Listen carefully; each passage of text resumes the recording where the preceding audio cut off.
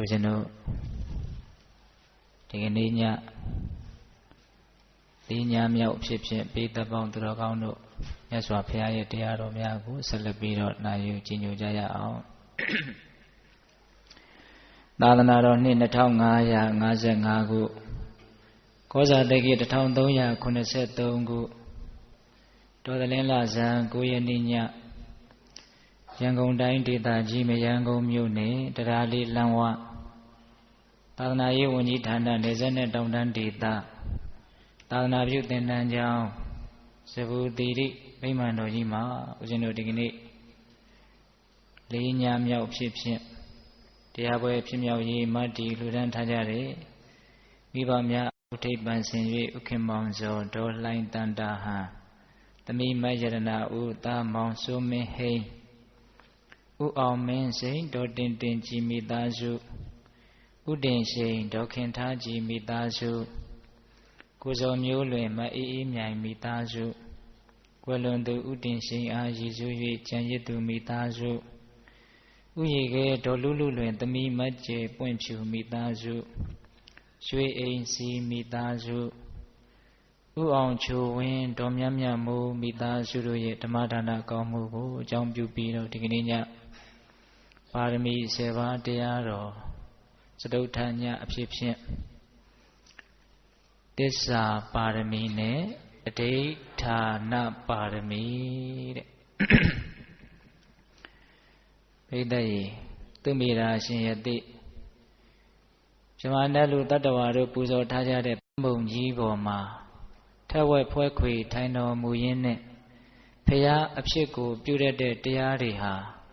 ဘယ်လိုအရာတွေလဲလို့ပါရမီပဝိစေယဉာဏ်တော်ဖြင့်စူးစမ်းဆင်ခြင်ခြင်းကိုဦးဇင်းတို့အခြေခံထားပြီးတော့ပြောခဲ့တာဒီကနေ့ည9ခုမြောက်နဲ့10ခုမြောက်ပါရမီကိုရောက်လာပါပြီဟုတ်လားသစ္စာပါရမီနဲ့အဋိဌာဏပါရမီတဲ့ဦးဇင်းတို့စတင်ပြီးတော့နာကြားကြရအောင်ဒီတရားတော်ကိုမဟောကြားသေးခင်မနာကြားသေးခင်မှာတရားတော်အလုံးကိုဟောကြားတော်မူခဲ့တဲ့ဘုရားရှင်ကိုတော်မြတ်ရဲ့အင်မတန်အေးချမ်းကြည်လင်တော်မူတဲ့မဟာကရုဏာကိုသိစေရတရားလုံးစုံကိုသိတော်မူမြင်တော်မူတဲ့သဗ္ဗညုတဉာဏ်ဒီဟုသောပညာကို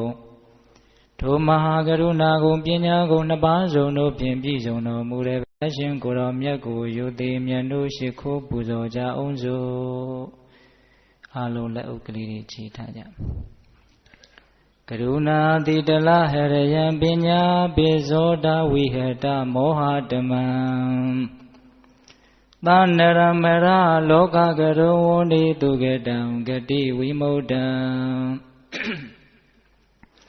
ကရုဏာတိတလဟရယံမဟာကရုဏာတော်ဖြင့်အေးမြသောစိတ်နှလုံးလေးရှိတော်မူပါ၏ထသောပညာပေဇောတဝိဟတမောဟတမံအရဟတမေတိဟုသောအရာဝလင်းဖြင့်ဝိဇ္ဇာတိဟုသောမိုက်မောင်ကိုဖယ်ခွာတော်မူ၏ထသောသန္နရမရလောကကရောလူနတ်မြမတတ္တဝါနန္ဒတို့၏ကြောက်ထီတန်တို့အလေးကရုပြုရာတဆူရီသောဆရာသခင်လည်းတော်မူပါ၏ထသောဂတိဝိမု ढ ံဒေဝမနုဿာနိရယနှင့်ပေတတလိษံလာရရှိငါးတန်သောဂတိတို့မှလီအထူးသဖြင့်ကင်းလွတ်တော်မူ၏ထသောသူကတံတတ္တဝါတို့အားအကျိုးများကြောင့်ဟုတ်မှန်သောစကားကောင်းကိုသာမြတ်ဆိုတော်မူပါ၏ထသောဗုဒ္ဓံသစ္စာလေးရတရားမြတ်ကိုလက်ပေါ်တင်ထားဗရမ ्या ကဲ့သို့ပြတ်သားထင်ထင်သိမြင်ပေတတ်ဘုရားရှင်ကိုယ်တော်မြတ်ကြီးကိုမေယံတရားဟောပုဂ္ဂိုလ်တရားနာပုဂ္ဂိုလ်ခေါ်ဆိုပညတ်ပရမတ်မမှုယုံနံနှဖျားဖြစ်ကြပါသောဘုရားတပည့်တော်တို့သည်ဝနေဝနာမှာကာယဝစီမနောချီ၍သုံးဤဒွါရပနာမဖြင့်ဒုက္ခယုကျိုးလက်ဆုံမိုးကရှိခိုးဥညွတ်ပါ၏မြတ်စွာဘုရား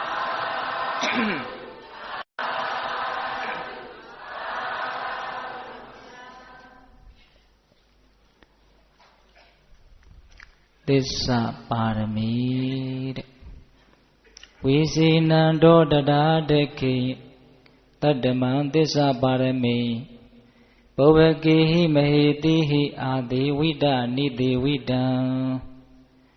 ဝိစီနံတောစူးစမ်းဆင်ခြင်သည်ရှိသောတတာထိုခါ၌ပုဗ္ဗကေဟိရှိ၌ဖြစ်ကုန်သောမဟေတိဟိဘုရားရှင်ကိုယ်တော်မြတ်ကြီးတို့သည်အာတိဝိတနိတိဝိတံအမြဲမပြတ်မီဝဲအပ်သောတတ္တမံခုနှစ်ခုမြောက်ဖြစ်သောသစ္စာပါရမိသစ္စာပါရမီတော်မြတ်ကိုအတ္တခိန်တွေ့မြင်တော်မူခဲ့လေပြီဖျားဖြစ်ကိုပြုတတ်တဲ့တရားတွေဟာဒီ6ပါးမျှမကပေဘူးလို့ဆက်လက်ပြီးတော့စူးစမ်းရှာဖွေတော့ခုနှစ်ခုမြောက်သစ္စာပါရမီကိုတွေ့ပါတယ်တဲ့ဣမံတုံတတ္တမန္တာဝတံလံကတ္တဝသမာဓိယတတ္ထာအတွေ့ဇဝဆနောတံဘောဓိံပါပုနိတတိသူမေရာပန္တိတအိုပညာရှိအမောင်သူမေရာတွန်သင်သည်တံဘောဓိံအရဟတမေဉာဏ်သဗ္ဗညုတဉာဏ်သို့ပတ်တုံရောက်ခြင်းကယတိကိစ္စတိအလိုယတိအိစ္စတိအကယ်၍အလိုရှိတယ်ဆိုရင်တတ္တမံခုနှစ်ခုမြောက်ဖြစ်သောဣမံဤသစ္စာပါရမီကိုဒံလံကတ္တဝါမြဲမြံစွာပြု၍သမာဓိယသောက်တည်ကျင့်သုံးပါလောတထာထိုသစ္စာတရား၌အတွေ့ဇာဝဆနောချိုယွင်းသောစကားမရှိသည်ဖြစ်၍တမ္မောရိအရဟတမေဉာဏ်သဗ္ဗညုတဉာဏ်တော်မြတ်ကိုပါပုနိတတိရောက်ရပေလတံဘုပညာရှိအမောင်သူမေတာသင်ဘုရားရှင်စေဧကံဖြစ်ခြင်းတည်းဆိုရင်ခုနှစ်ခုမြောက်သစ္စာဆိုတဲ့ပါရမီကိုမြဲမြဲမြံမြံကျင့်သုံးပါတဲ့တထအတွေ့ဇဝဆနောတဲ့နှစ်ခွစကားမပြောပါနဲ့ချွတ်ယွင်းတဲ့စကားကိုမဆိုပါနဲ့အဲ့ဒါလို့မှန်ကန်တဲ့သစ္စာစကားကိုပြောဆိုပြီးတော့သစ္စာပါရမီကိုပြည့်စုံအောင်ကျင့်သုံးမယ်ဆိုလို့ရှိရင်သင်ဟာအရဟတမေဉာဏ်တပ္ပညုတဉာဏ်ကိုရပါလိမ့်မယ်လို့အလောင်းတော်သူမြတ်ဟာသူကိုယ်သူဘာလုပ်လဲဆုံးမတယ်တဲ့အဲ့ဒီလိုဆုံးမတော့ဦးဇင်းတို့ဥပမာလေးနဲ့ဆုံးမတယ်ခုနှစ်ခုမြောက်ပါရမီဆိုတော့ဥပမာကလည်းခုနှစ်ခုမြောက်ပါရမီပေါ့နော်ရှိတုန်းကဆင်ញင်ခဲ့တဲ့ဒါနအစရှိတဲ့ပါရမီတော်6ပါးကိုဦးဇင်းတို့ပြန်မပြောတော့ဘူးနော်အေးသစ္စာပါရမီကိုအလောင်းတော်သူမြတ်ကဘယ်လိုဥပမာပေးပြီးတော့စဉ်းစားဆင်ခြင်တာလဲဆိုတော့ယထာပိဩတရိနာမတုလာဘုတောတတေဝကေတမေယေဥဒဝတေဝနာဝကမတိဝိထိတောတတိဝတွန်ပိသစ္စေတုမဟောကမတိဝိထိတောသစ္စာပါရမိတံခန္ဓဝတံဘောဓိံပါပုနိတတိသူမေရာပန္တိတာအိုပညာရှိအမောင်သူမေရာယထာပိဥပမာအားဖြင့်သဒေဝကိနဲ့တကွာဖြစ်သောလောကီဟောဒီလောကကြီးမှာတုလာဗုဒ္ဓချိန်တွင်တပွဲဖြစ်၍ဖြစ်သောဩတရိနာမတောက်ရှုကျဲမြည်သည်တမေယေဆောင်ခါ၌တော်၎င်းဥဒ္ဓဝသေဝမိုးအခါနွေခါတို့၌၎င်းဝိထိတောမိမိရဲ့သွားမြဲလမ်းမှာနာဟောကမတိယထာဖေ၍မသွားတဲ့ကဲ့သို့တထေဝါထိုအတုတန်တာလျင်တွန်းသင်သည်သစ္စာပါရမိန်သစ္စေတုသစ္စာတရားတို့၌ဝိထိတောသွားမြဲလမ်းမှာမာဟောကမတိဖေ၍မသွားပါလင်သစ္စာပါရမိတံသစ္စာပါရမီကိုခန္ဓဝါဖြစ်ခြင်းကဲ့သည်ရှိသောတွန်းသင်သည်တံဘောဓိရတ္တမေဉာဏ်သဗ္ဗညုတဉာဏ်တို့ပါပုနိတတိရောက်ရပေလတံဩပညာရှိအမောင်သူမေတာဟောဒီလောကကြီးမှာတဲ့တောက်ရှူးကျယ်ဆိုတာရှိတယ်တဲ့အဲ့ဒီတောက်ရှူးကျယ်ဟာချိန်ခွင်တပွဲဖြစ်၍တဲ့ဘယ်တော့မှမတိမ်ဘူးမဆောင်ဘူးနှွေကမှာပဲဖြစ်ဖြစ်မိုးကမှာပဲဖြစ်ဖြစ်ဆောင်းကမှာပဲဖြစ်ဖြစ်သူ့ရဲ့သွားမြဲလမ်းကနေနည်းနည်းလေးမှဖယ်ပြီးတော့သွားတဲ့သဘောမရှိဘူးဒီလမ်းကြောင်းလေးတိုင်းသွားတာပဲလောကကြီးကဘယ်လိုပြောင်းလဲနေနေလောကကြီးကဘယ်လိုဖောက်ပြန်နေနေ ဘယ်သူတွေဘာဖြစ်နေနေသူကတော့ပုံမှန်ပဲသွားနေတာဘာကျေတဲ့တော့တောက်ရှူးကျေတဲ့တောက်ကြကျေလို့လည်းခေါ်ပါတယ်ဟုတ်လားအဲ့ဒီလိုချိန်ခွင်သပွဲအင်မတန်တက်မှတ်တဲ့တောက်ရှူးကျေဟာသူ့ရဲ့သွားမြဲလန်းကိုမဖယ်ဘဲနဲ့ပုံမှန်ကလေးအမြဲတမ်းဒီလမ်းကြောင်းကလေးကိုမစွန့်မဲနဲ့သွားတယ်လို့မျိုးသင်ဟာတဲ့သစ္စာဆိုတဲ့တရားကိုလမ်းကြောင်းမတိမ်ဆောင်းသေးပဲနဲ့အမြဲတမ်းမှန်မှန်ကန်ကန်ပြောဆိုမယ်ဆိုလို့ရှိရင်အရဟတမဉ္ဇဉ်တပ်ပညုတဉ္ဇဉ်ကိုရလို့ဖျားစင်စေဧကံဖြစ်ပါလိမ့်မယ်တဲ့သစ္စာပါရမီကိုတောက်ရှူးကျေနဲ့ဥပမာပေးတာနော်အဲ့ဒီတော့တောက်ရှူးကျေဟာသွားရလမ်းကြောင်းကိုမတိမ်မဆောင်းမဲနဲ့မဖယ်ဘဲနဲ့သွားတယ်လို့မျိုး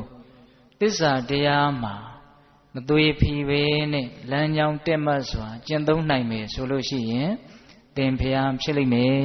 တဲ့ဟုတ်ရဲ့လားအဲ့ဒီတော့ဦးဇင်းတို့ကသစ္စာပါရမီဆိုတာနဲ့ပတ်သက်ပြီးတော့ပြောစရာတွေကအများကြီးရှိတယ်ဗျာအများကြီးရှိပေမဲ့လို့ပါရမီတစ်ပါးကိုဦးဇင်းတို့45မိနစ်ကြာအချိန်ခွဲဝေထားပါတယ်ဟုတ်လားအဲ့ဒီတော့သိတဲ့သိတိုက်တဲ့အရာလေးတွေကိုပဲရွေးချယ်ပြီးတော့ဦးဇင်းစိတ်ထဲမှာအရေးကြီးတဲ့ထင်တာလေးတွေကိုပဲရွေးချယ်ပြီးတော့ပြောသွားပါမယ်နော်သစ္စာတဲ့သစ္စာဆိုတာအမျိုးမျိုးရှိတယ်သစ္စာဆိုတဲ့စကားဟာပါဠိစကားဗမာလိုပြောတော့မှန်ကန်ခြင်းဟုတ်ရဲ့လားမှန်ကန်ခြင်းအဲ့ဒီသစ္စာအကျမ်းမြင်ကလေးဦးဇင်းတို့နည်းနည်းလေးအပြေးအလွှားကလေးပြောကြည့်ရသမုဒိသစ္စာတဲ့ကြားဘူးတယ်နော်သမုဒိသစ္စာဆိုတာကဒါယောက်ျားပဲဒါမိန်းမပဲဒါမောင်ဖြူပဲဒါမောင်နီပဲလို့အဲ့ဒါလိုဝဟရပြည့်ညက်တင်ပြီးတော့ခေါ်ဆိုလို့ရအောင်သတ်မှတ်ထားတဲ့သမုတ်ထားတဲ့နာမည်တွေသမုဒိသစ္စာဒီယောက်ျားပုံသဏ္ဍာန်ရှိနေတဲ့ယောက်ျားတစ်ယောက်ကိုမိန်းမလို့ပြောမယ်ဆိုရင်မှန်မလားမမှန်ဘူးယောက်ျားပုံသဏ္ဍာန်ပေါက်နေတာကိုယောက်ျားလို့ပြောမှပဲမှန်မယ်အဲ့ဒါကြောင့်မှန်တဲ့အတွက်ကြောင့်သူကလည်းသမုဒိသစ္စာဆိုတဲ့အမည်ရတယ်အင်မတန်အရေးကြီးတယ်ဒီသမုဒိသစ္စာနယ်ကလည်းပဲသို့တော်သူကလည်းပဲလမ်းဆုံးကမ်းဆုံးကြီးထိမှန်တာတော့မဟုတ်ဘူးအဲ့ဒီယောက်ျားဆိုတာကြီးကိုပဲခေါင်းကိုလက်ညှိုးထိုးပြီးတော့ဒါယောက်ျားလားလို့မေးရင်အဲ့ဒါယောက်ျားမဟုတ်ဘူးအဲ့ဒါခေါင်းအဲ့ဒါဆပင်မွေးဟောဖြစ်ပြန်ပြီအဲ့ဒါကမျက်လုံးအဲ့ဒါကလက်ဟာအစိတ်စိတ်မှမှစိတ်လိုက်ရင်ယောက်ျားဆိုတဲ့နာမည်ပျောက်သွားပြန်တယ်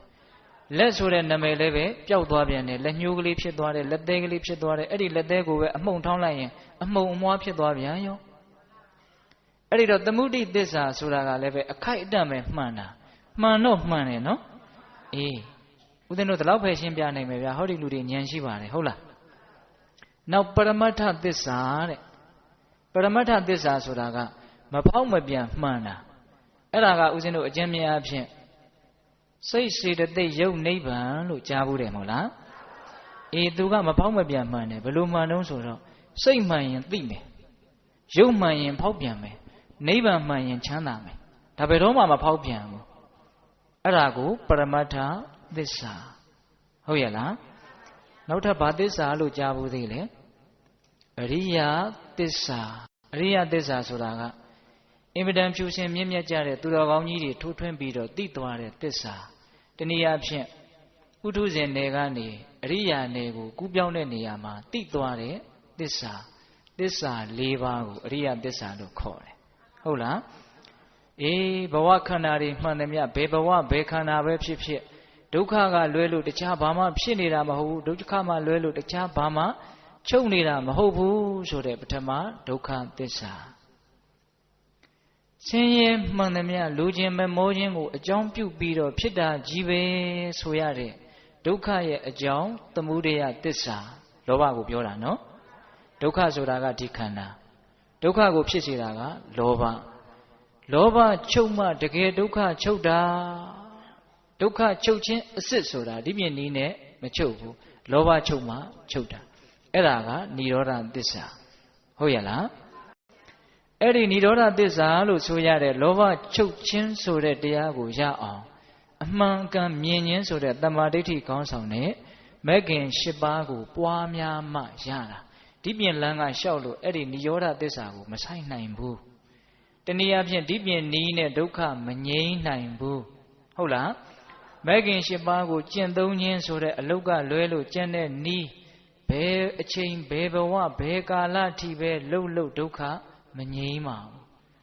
ဒုက္ခငြိမ်းတဲ့လမ်းဟာတလမ်းတည်းပဲရှိအဲ့ဒါဘာလဲဆိုတော့တမ္မာဒိဋ္ဌိကောင်းဆောင်တဲ့မဲခင်၈ပါးဟုတ်ရလားဒါကြောင့်သူ့ကိုဒုက္ခនិရောဓဂာမိနိပฏิပဒါဒုက္ခချုပ်ရာကိုသွားတဲ့လမ်းပါတဲ့ခုဒကာဓမ္မတို့ဦးဇင်းတို့တွေကအဲ့ဒီလမ်းမလျှောက်ဖဲနဲ့ဒီပြင်လမ်းလျှောက်နေတာဆိုတော့ကိုရောက်ချင်တဲ့နေရာကိုမရောက်ဘူးအဲ့ဒီလမ်းကလုံးဝမလျှောက်ဘူးတော့လည်းမဟုတ်ပါဘူးဟုတ်လားကဲထားတော့အဲ့ဒါကဘာလဲအရိယသစ္စာအကျဉ်းမြင့်ဦးဇင်းပြောသွားတာသစ္စာ၃မျိုးရှိပြီနော်သမုဒိသစ္စာပရမတ္ထသစ္စာအရိယသစ္စာနောက်ထပ်သစ္စာတစ်မျိုးရှိသေးတယ်အဲ့ဒါဘာလဲဆိုတော့ဝစီသစ္စာတဲ့ဘာသစ္စာလဲတော့အဲ့ဒီဝစီသစ္စာဆိုတာနှုတ်ရဲ့မှန်ကန်စွာပြောဆိုခြင်းဟောဒီသစ္စာပါရမီအရာမှာအဲ့ဒီဝစီသစ္စာကိုဆိုလိုတာဘေးအန္တရာယ်တွေနဲ့တွေ့မယ်ဆိုတော့လည်းပဲမမှန်သောစကားကိုတော့ငါမပြောဘူးတွေ့ခြင်းနဲ့ဘေးတွေ့ပါစေချမ်းသာဒုက္ခတွေနဲ့ဝေးမယ်ဆိုတော့လည်းပဲချမ်းသာတွေနဲ့ဝေးခြင်းဝေးပါစေမမှန်သောတရားကိုတော့စကားကိုတော့ငါမပြောဘူးမချမ်းသာခြင်းနေပါစေမမှန်တာမပြောဘူးဆင်းရဲခြင်းဆင်းရဲပါစေမမှန်တာကိုမပြောဘူးဆိုပြီးတော့နှုတ်ကိုမှန်ကန်စွာပြောဆိုခြင်းဆိုတဲ့ဝစီသစ္စာမှာတည်ပြီးတော့ကျင့်သုံးမယ်ဆိုရင်သစ္စာပါရမီကိုဖြည့်နေတာတဲ့ဟုတ်ရဲ့လားအဲ့တော့ဦးဇင်းတို့ကဒီကနေ့ညသစ္စာပါရမီနဲ့ပတ်သက်ပြီးတော့ပြောတဲ့နေရာမှာဒီဝစီသစ္စာကိုပဲအကျယ်ချက်ပြီးတော့ပြောမှာဟုတ်ရဲ့လားအဲ့တော့ဝစီသစ္စာဆိုတာကဘယ်နှမျိုးရှိတုံးဆိုတော့၃မျိုးရှိပါတယ်တဲ့ဒါကိုဦးဇင်းတို့ပေးသက်ပေါင်းသူတော်ကောင်းတို့ဘဟုတုတရဖို့ရောလက်တွေ့ကျင့်သုံးဖို့ရောဆိုတဲ့ရည်ရွယ်ချက်နဲ့နားထောင်ရမယ်နော်ဝစီသစ္စာကျင့်သုံးရမယ့်သစ္စာတရားဘယ်နှပါးရှိတယ်၃ပါးရှိတယ်ဒီသစ္စာပါရမီအရာမှာဆိုလိုတာနော်နံပါတ်1တတ္တဟာပနသစ္စာတဲ့တတ္တဟာပနသစ္စာဆိုတာကဘာလဲဆိုတော့ကိုဖြစ်ချင်တာကိုပြောတဲ့စကားကိုယ့်ရဲ့အဖြစ်အပျက်ဟာမှန်ပါတယ်ဆိုပြီးတော့သူများယုံကြည်ဖို့အတွက်သစ္စာစကားပြောတာငါဒီလိုမလုပ်ပါဘူးဘာကြီးဖြစ်ရပါစေရဲ့ဟုတ်လားအဲ့ဒါလို့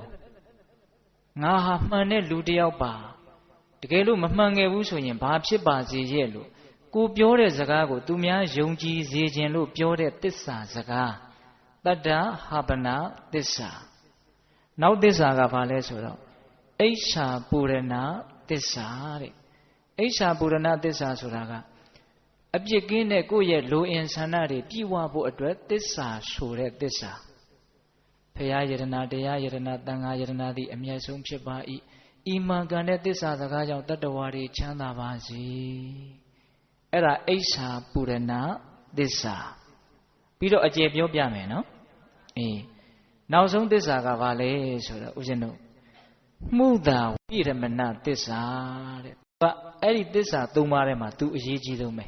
အဲ့ဒါကဘာလဲဆိုတော့မမှန်သောစကားကိုမပြောဘဲနဲ့မှန်သောစကားကိုသာလျှင်ပြောတဲ့ဝစီသစ္စာမှုသားကနေရှောင်ကျင်တဲ့သစ္စာပေါ့အဲ့ဒါဦးဇင်းတို့ဝစီသစ္စာကိုဘယ်နှမျိုးပြောလိုက်လဲ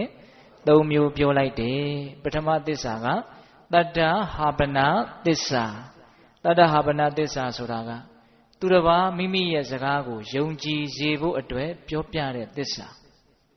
အဲ့ဒါဘယ်လိုဟာမျိုးလဲဆိုလို့ရှိရင်ပေတတ်တို့ကိုဒါအကျေပြောပြီနော်တတ္တဟာပနသစ္စာသူများယုံကြည်ဖို့ပြောတဲ့သစ္စာစကားနဲ့ပတ်သက်ပြီးတော့ဦးဇင်းတို့ဇတ်တော်ထဲမှာဘာတွေ့ရလဲဆိုတော့ဘိသဇတ်ဆိုတာရှိတယ်ဘိသဇတ်အချင်းချုပ်ကလေးပြောပြမယ်နော်တတ္တဟာပနသစ္စာကိုသဘောပေါက်စေဖို့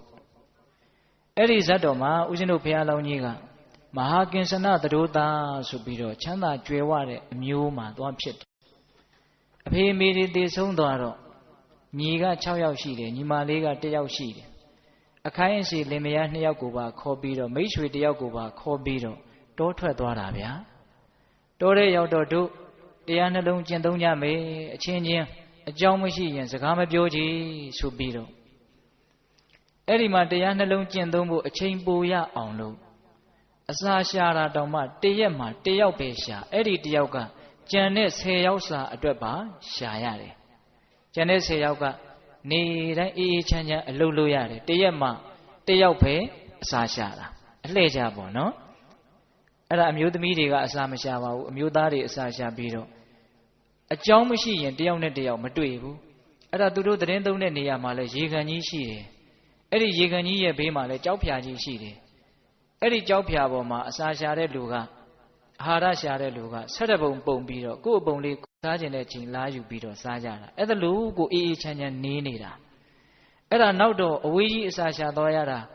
အလုတ်ပြစ်တယ်ဆိုပြီးတော့အဲ့ဒီကြာကန်တွေကကြားဆွဲတွေပဲသူတို့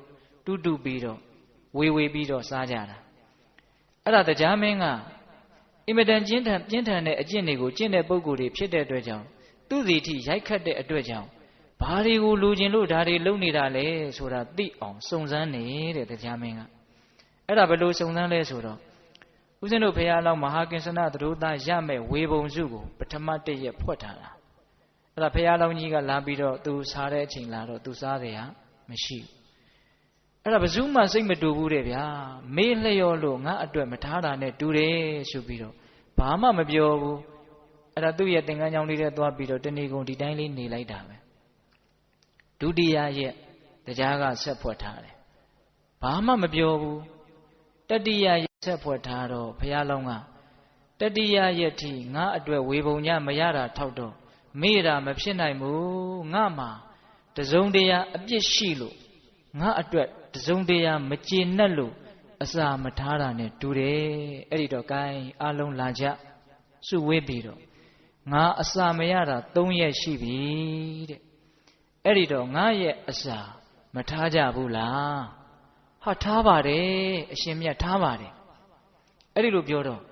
ထားတယ်ဆိုလို့ရှိရင်ငါလည်းမရတာသိကြတယ်အဲ့ဒါလို့ဆိုရင်ဒိုထဲမှာတခိုးရှိပြီတဲ့အဲ့တော့အားလုံးနားတွေကိုပိတ်တယ်မကြားနိုင်ဘူးတကယ်သူတော်ကောင်းကြီးတွေကြီးပဲလေအဲ့ဒီလိုဖြစ်တဲ့အချိန်မှာကျန်တဲ့လူတွေကလည်းမခံနိုင်ဘူး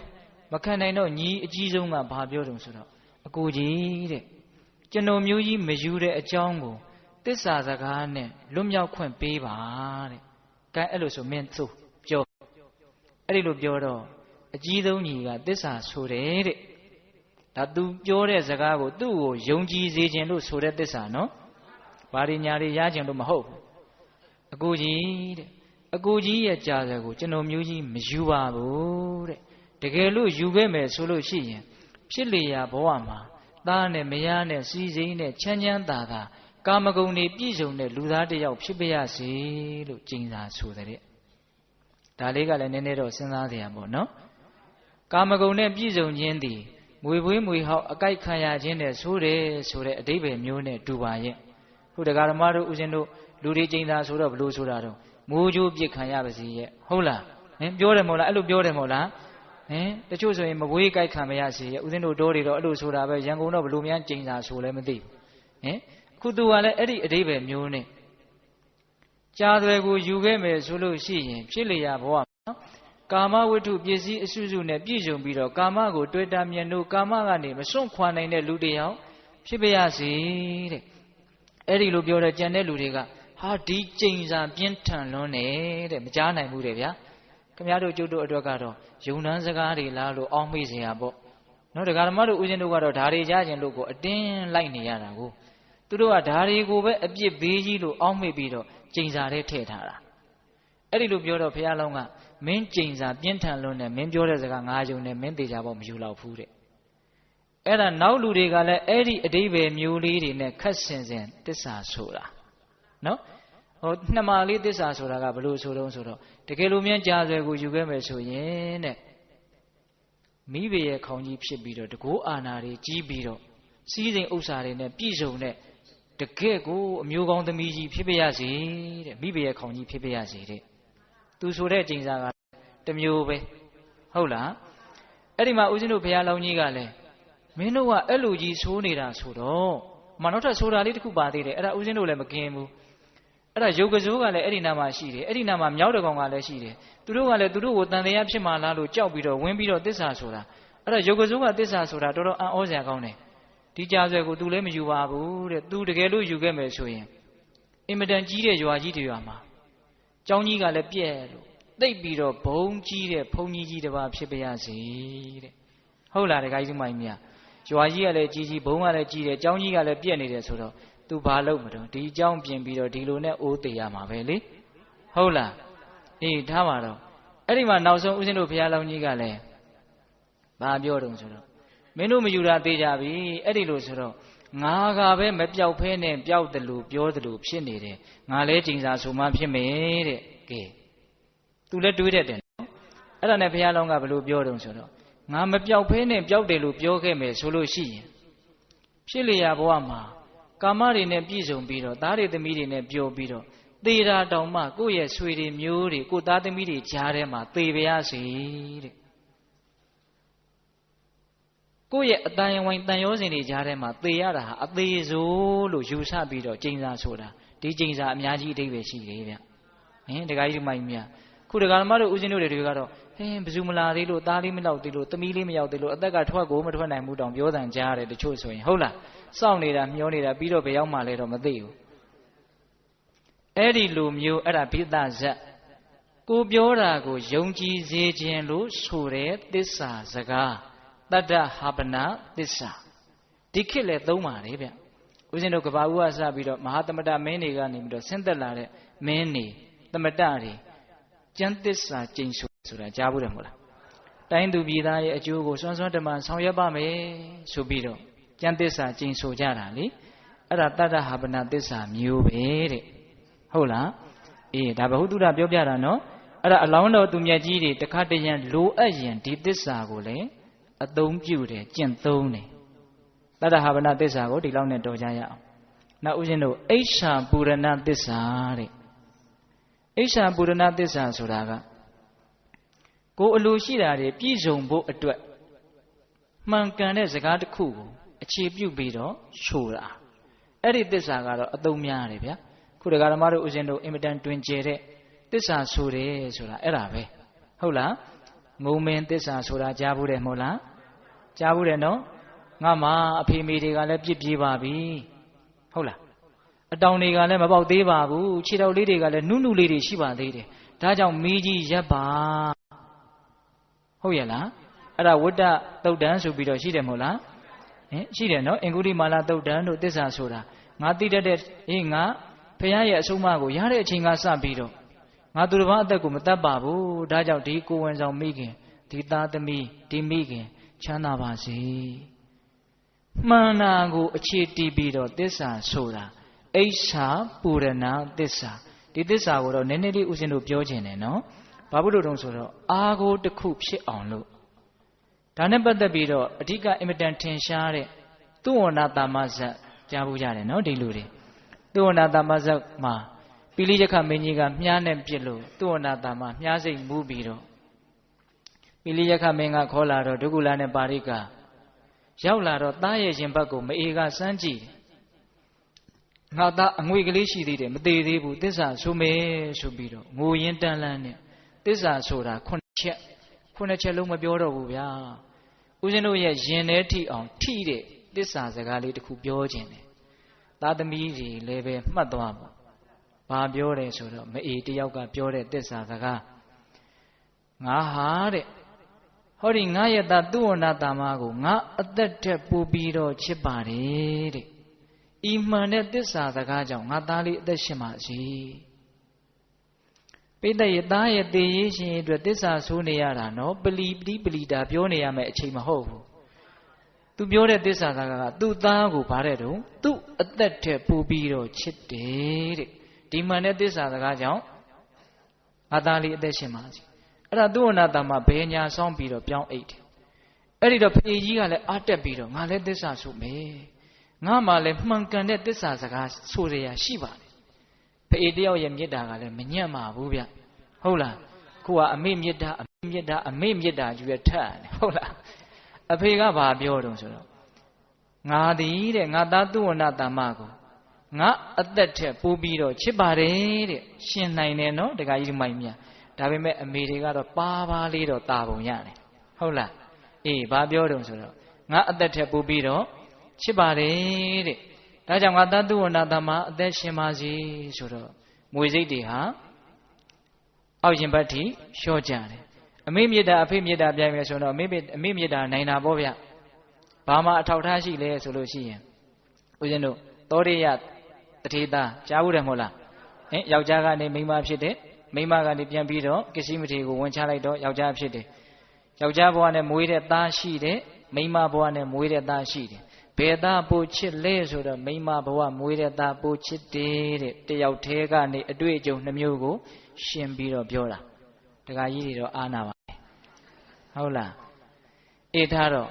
အဲ့ဒါသစ္စာအိဋ္ဌာပူရဏသစ္စာဟုတ်ရလားအေးနောက်ထပ်ဦးဇင်းတို့ဒီသုဝဏတာမှာအသက်ရှင်အောင်တတိယမြောက်သစ္စာဆိုတာကဘာလို့လဲဘဟုတုံတရီနတ်သမီးလွန်ခဲ့တဲ့ခုနှစ်ဘဝမြောက်ကဘုရားလောင်းရဲ့အမေတော်ခဲ့တာနော်အေးသူ့ရဲ့သစ္စာကပိုးတော်မှစိတ်ထဲမှာခံစားရသေးတယ်ဘာပြောတုံဆိုတော့ငါသားသုဝဏတာမကိုချစ်ရမယ်အချစ်မျိုးနဲ့ငါဘယ်သူ့ကိုမှမချစ်ဘူးပါဘူးတဲ့ဤမှန်တဲ့သစ္စာစကားကြောင့်ငါသားသုဝဏတာမအသက်ရှင်ပါစေအဲ့ဒီမှာသုဝဏတာမအကောင်းပဂတိဖြစ်တယ်ပိဿတို့တစ်ချက်လောက်စဉ်းစားကြည့်စမ်းပါအမေတယောက်ရဲ့မေတ္တာဟာခုနှစ်ဘဝကြော်တာတောင်မကုန်ခန်းသေးဘူးလို့သိရတယ်ဟုတ်ရဲ့လားသာသမီများစဉ်းစားဖို့နော်အေးအဲ့ဒါသုဝဏတာမဇတ်မှာအဲ့ဒါလိုမျိုးကိုလိုချင်တဲ့အကျိုးကိုရဖို့အတွက်ဆိုတဲ့သစ္စာမျိုးကိုအိဋ္ဌာပူရဏသစ္စာဒါကြောင့်တရားဓမ္မတို့ဥစဉ်တို့တွေအရေးကြုံလာလို့ရှိရင်သစ္စာဆိုเสียရှိအောင်မှန်ကန်မှုတစ်ခုခုလုပ်ထားရမယ်ရှိထားရမယ်ဒုက္ခတွေကြုံလာပြီဆိုလို့ရှိရင်သစ္စာဆိုဘာကမှန်တာတော့ဆိုတော့ဘုရားသည်အမျက်ဆုံးဖြစ်ပါ၏တရားတော်သည်အမျက်ဆုံးဖြစ်ပါ၏သံဃာတော်သည်အမျက်ဆုံးဖြစ်ပါ၏ဤမှန်ကန်တဲ့သစ္စာကိုပြောဆိုရတဲ့အတွက်ကြောင့်ကိုဖြစ်ချင်တာလေးဆက်ပြီးတော့ဆိုပေါ့ဟုတ်ရလားအဲ့ဒီမှာဦးဇင်းတို့သစ္စာဆိုလို့တကယ်ကိုပဲထူးထူးဆန်းဆန်းအံ့ဩစရာပေတတို့ရဲ့စိတ်ထဲမှာသစ္စာနဲ့ပတ်သက်တဲ့ဇလန်းတွေအများကြီးရှိမှာပါနော်ကင်္ဂါမြေကြီးနောက်ပြန်စီးသွားတာမျိုးဟုတ်လားတကယ်ကိုပဲထူးခြားဆန်းကျယ်တဲ့ကိစ္စတွေမဖြစ်နိုင်ဘူးလို့ထင်တဲ့ကိစ္စတွေဖြစ်သွားတာမျိုးသစ္စာစကားရဲ့အစွမ်းကြောင့်ကြားဘူးကြတယ်နော်အခုခေတ်သစ္စာကစွမ်းသေးလားတဲ့မစွမ်းတော့ဘူးတဲ့ဆိုကောဆိုဘူးလို့လားဒီကမာကြီးတွေအဲ့ဒီမှာမင်းကွန်းစတော်ဘုရားကြီးပြောတာကိုဦးဇင်းတို့ပေသက်ပေါင်းသူတော်ကောင်းတို့ကိုပြောပြခြင်းသစ္စာတွေကအခုသိမ့်မစွမ်းတာဘာကြောင့်လဲဆိုတော့ရှင်းတော့ကသစ္စာစွမ်းကြတဲ့သူတော်ကောင်းကြီးတွေရဲ့ခေတ်ကသူတို့များသောအားဖြင့်လူတွေရဲ့နှုတ်ကမှန်တဲ့စကားကိုပဲပြောတာ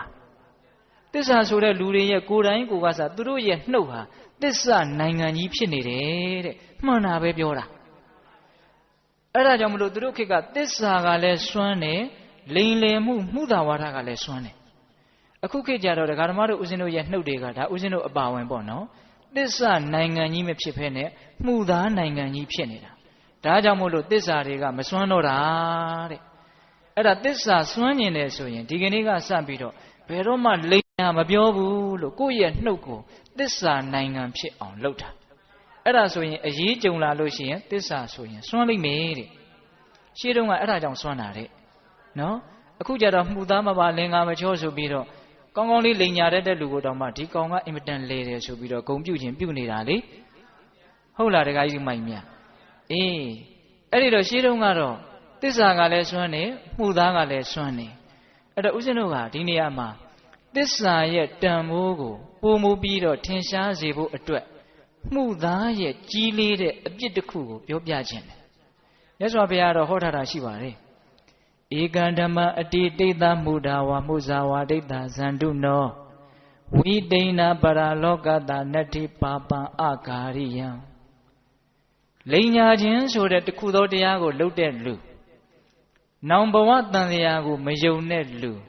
ဒီနှစ်လူသည်သူမလုပ်တဲ့အကုသိုလ်မရှိပါဘူးတဲ့နော်လိန်ညာရဲတဲ့လူ ဘဝတန်တရားကိုမယုံတဲ့လူဒီနှစ်ယောက်ဟာမလုံရဲတဲ့အကုသိုလ်မရှိဘူးတဲ့မှုသားတွေသစ္စာတွေနဲ့ပတ်သက်ပြီးတော့ပြောစရာတွေအများကြီးရှိတဲ့အ낵ကပိဿပေါင်းသူတော်ကောင်းတို့အင်မတန်ဆန်းကျယ်တဲ့ရှေးခေတ်ကအဖြစ်အပျက်တစ်ခုကိုပြောပြမယ်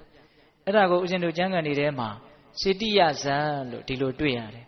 မှုသားပြောလို့မြေမျိုးတာမှုသားပြောလို့မြေမျိုးတာတဲ့ဗျာအခုခေတ်သားမှုသားပြောလို့မြေမျိုးရတော့လူတောင်တယောက်မှရှာတွေ့မှာမဟုတ်ဟုတ်လားအေး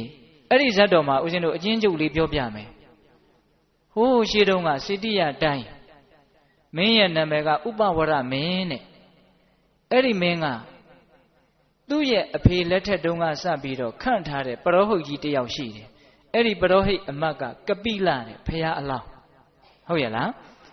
အဲ့ဒီကပိလမှာညီတယောက်ရှိတယ်ကောရကလံဘဆိုပြီးတော့ညီတယောက်ရှိတယ်အဲ့ဒီပရောဟိတ်ရဲ့ညီကဒီမင်းနဲ့တငယ်ချင်းဟုတ်လားအင်မတန်ရင်းနှီးတယ်အဲ့တော့သူကဒီရှင်ဘုရင်ကသူ့အဖေသေးသွားပြီဆိုတော့သူဘုရင်ကြီးဖြစ်တာပေါ့ဗျာ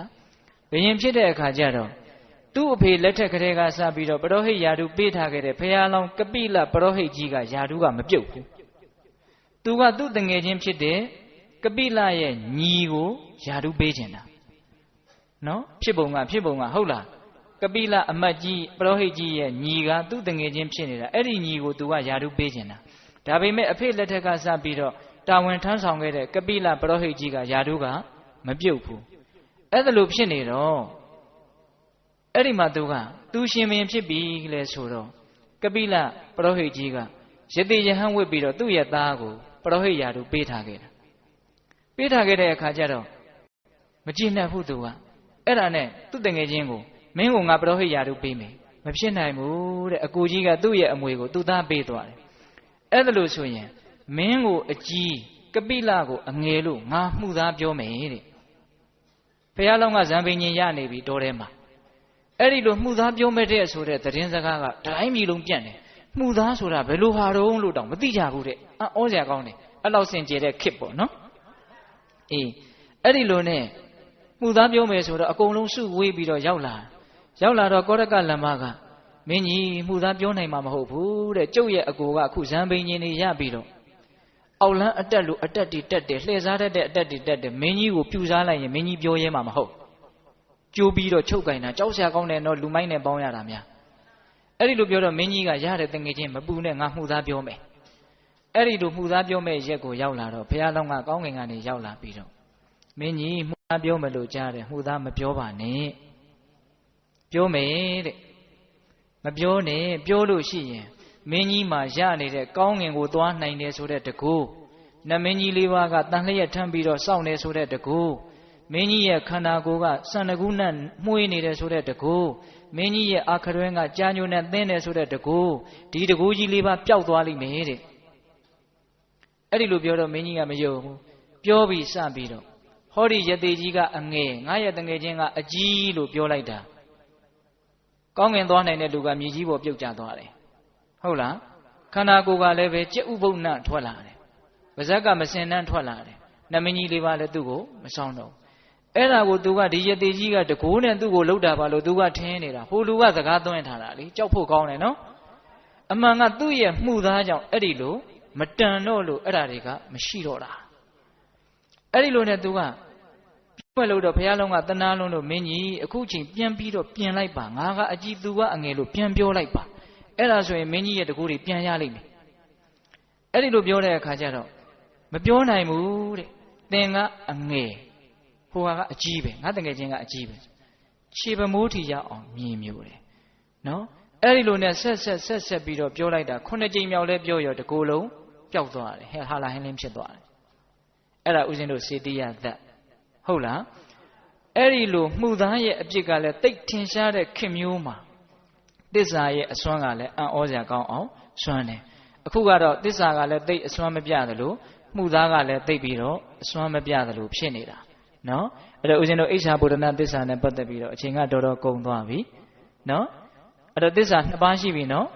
နောက်ဆုံးအရေးကြီးတဲ့ဖြစ်ကျင့်ရမယ့်သစ္စာအဲ့ဒါကဘာလဲဆိုတော့မှုသာဝိရမဏသစ္စာမမှန်တဲ့စကားကိုရှောင်ကျင်တဲ့သစ္စာ အဲ့ဒါကတော့တကယ်ကိုပဲကျင့်သုံးရမယ်တရားခုနတုန်းကသစ္စာတွေကအခွင့်သင့်လာမှလိုအပ်လာမှအသုံးချရတာဟုတ်ရဲ့လားအဲ့တော့လိန်ညာတဲ့စကားကိုဘယ်တော့မှမပြောဘူးဆိုတဲ့သစ္စာနော်အဲ့ဒါကိုဦးဇင်းတို့ပေးသက်ပေါင်းသူတော်ကောင်းတို့ဘေးတွေတွေ့မယ်ဆိုရင်လည်းပဲမပြောပါနဲ့တတ်နိုင်တယ်များထိမ့်ပါပြောရင်မင်းတော်စည်းစိမ်နေနဲ့ပြည့်စုံမှာပဲချမ်းသာဒုက္ခတွေမင်းလိုချင်တာတွေရမယ်ဆိုရင်လေမရခြင်းနေပါစေမှုသာမပြောပါနဲ့ဟုတ်ရဲ့လားဒါနဲ့ပတ်သက်ပြီးတော့ဦးဇင်းတို့ကျမ်းဂန်နေတဲ့ကမှုသားကိုအင်မတန်ကြီးကျယ်တဲ့စွန့်လွတ်မှုမျိုးနဲ့ရှောင်ကျဉ်ကြတဲ့သူတော်ကောင်းကြီးတွေရဲ့အကြောင်းကိုပြောထားတာရှိဦးဇင်းတို့ပြောချင်တာကတော့မဟာတုဒ္ဒသောမဇ္ဇတ်ကိုပြောချင်တယ်ဒါပေမဲ့လို့မဟာတုဒ္ဒသောမဇ္ဇတ်ကြီးကအင်မတန်ကျယ်ပြီးတော့အင်မတန်ရှည်လျားတယ်အဲ့ဒါကိုဦးဇင်းတို့ကတရားတစ်ပွဲအနေနဲ့ဟောဖို့ရည်ရွယ်ထားလို့ဒီကနေ့ညဝိဒုဒဇတ်အကျဉ်းချုပ်ကလေးကိုနည်းနည်းပြောပြမယ်ဝိဒုဒဇတ်ကြီးကလည်းအကျယ်ကြီးပဲဒါပေမဲ့လို့သူ့ရဲ့တပိုင်းတခဏလေးကိုဦးဇင်းတို့ထုတ်ပြီးတော့ပြောရတယ်ဝိဒုဒဇတ်ကြားဘူးတယ်နော်အဲ့ဒီဝိဒုဒဇတ်မှာပုံနကဘလူးကဣရံတတိကိုကြိုက်တဲ့အတွက်ကြောင့်ဝိဒုဒရဲ့နှလုံးသားကိုတရားသဖြင့်ရရင်သူ့ကိုယူပါမယ်ဆိုလို့ဝိဒုဒရဲ့နှလုံးသားကိုတရားသဖြင့်ရအောင်ကောရဗျမင်းကြီးရဲ့နိုင်ငံကိုရောက်လာတာသိတယ်မဟုတ်လားသိတော့ကောရဗျမင်းကြီးနဲ့ဘာလုပ်ကြလဲဘာလုပ်ကြတယ်ကျွေးအံကစားတာနော်သိတဲ့လူတွေပြောရတာအားရှိတယ်ဗျာ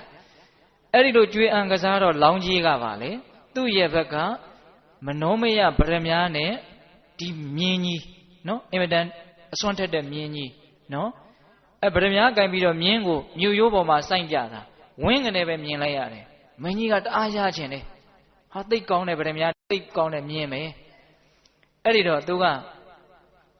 ကစ္စည်းဆိုပြီးတော့နာမည်ပြောင်းပြီးတော့ဘလူးကလူရောင်ဆောင်ပြီးတော့ကျွေးအံလာကစားတာဟုတ်လားသူ့ရဲ့နတ်တို့နဲ့တကိုးနဲ့မင်းကြီးကလည်းသေချာပေါက်ရှုံးမှာအဲ့ဒီမှာသူကဘာလဲဆိုတော့မင်းကြီးရဲ့ကြည်ကျွန်ဖြစ်တဲ့ဝိရုဒပညာရှိကြီးကိုရကျင်တာနှလုံးသားဆိုတာကတရားကိုပြောတာအဲ့ဒါကိုအမှတ်တွေလွဲပြီးတော့သဘောပေါက်တွေလွဲပြီးတော့အကုန်လုံးအဲ့ဒီဇလန်းကြီးကရှုပ်ကုန်တာတကယ်တမ်းကတော့အတာလေးခေါ်လာရင်ရတယ်အဲ့ဒါနှလုံးသားကိုတရားသဖြင့်ရရမယ်ဆိုတော့သူကိုယ်တိုင်မတတ်ဖဲနဲ့သေအောင်ဗျအမျိုးမျိုးတတ်တယ်ဗျာပုံနကဘလူးကသိလားအဲ့ဒီမှာမင်းကြီးနဲ့လောင်းကြီးကသူ့ရဲ့ဘက်ကဗရမ ्या နဲ့မြင်းမင်းကြီးဘက်ကဘာပေးမှာတော့ဆိုတော့မင်းကြီးကကျွေးအံကစားတိတ်ကျွမ်းတဲ့ပုဂ္ဂိုလ်ဆိုတော့ငါရဲ့အသက်ရဲ့ငါမိဖုရားရဲ့ငါရဲ့ထိနှံစည်းစိမ်ရဲ့ဒီသုံးခုကလွဲလို့မင်းကြိုက်တာယူတဲ့မိုက်တယ်နော်တခါကြီးတို့ဟုတ်လားလောင်းကစားများကြောက်စရာကောင်းတယ်နော်အဲ့ဒါနဲ့လောင်းကစားလို့တော့အစကတော့ဒီကောရဗျမင်းကြီးရဲ့နတ်သမီးကရှောင်းနေတော့မင်းကြီးကနိုင်တဲ့အရေးရောင်လေးကြီးပြနေတာပုံနကကသိတော့မျက်စောင်းထိုးတော့နတ်သမီးလည်းလွင့်သွားရောအဲ့ဒီမှာရှုံးတာပဲရှုံးပြီဆိုတော့ gain ကစ္စည်းလူလည်းမင်းကြိုက်တာယူပြန်တဲ့အဲ့ဒီလိုဆိုရင်တောင်းမယ်တဲ့ဝိဒုဒပညာရှိကြီးကိုပေးပါမျက်လုံးပြူသွားတယ်ဝိဒုဒပညာရှိကငါပိုင်တဲ့ပစ္စည်းမဟုတ်ဘူးတဲ့ငါရဲ့အသက်ဆိုလဲဟုတ်တယ်ငါရဲ့အပေဆိုလဲဟုတ်တယ်ငါကိုဆုံးမနေတဲ့ငါရဲ့အားကိုးရအားထားရဝိဒုဒကိုငါမပိုင်ဘူးမင်းကိုငါမပေးနိုင်ဘူးတဲ့အဲ့ဒီလိုပြောတော့ပုံနကနဲ့ညင်းညတာ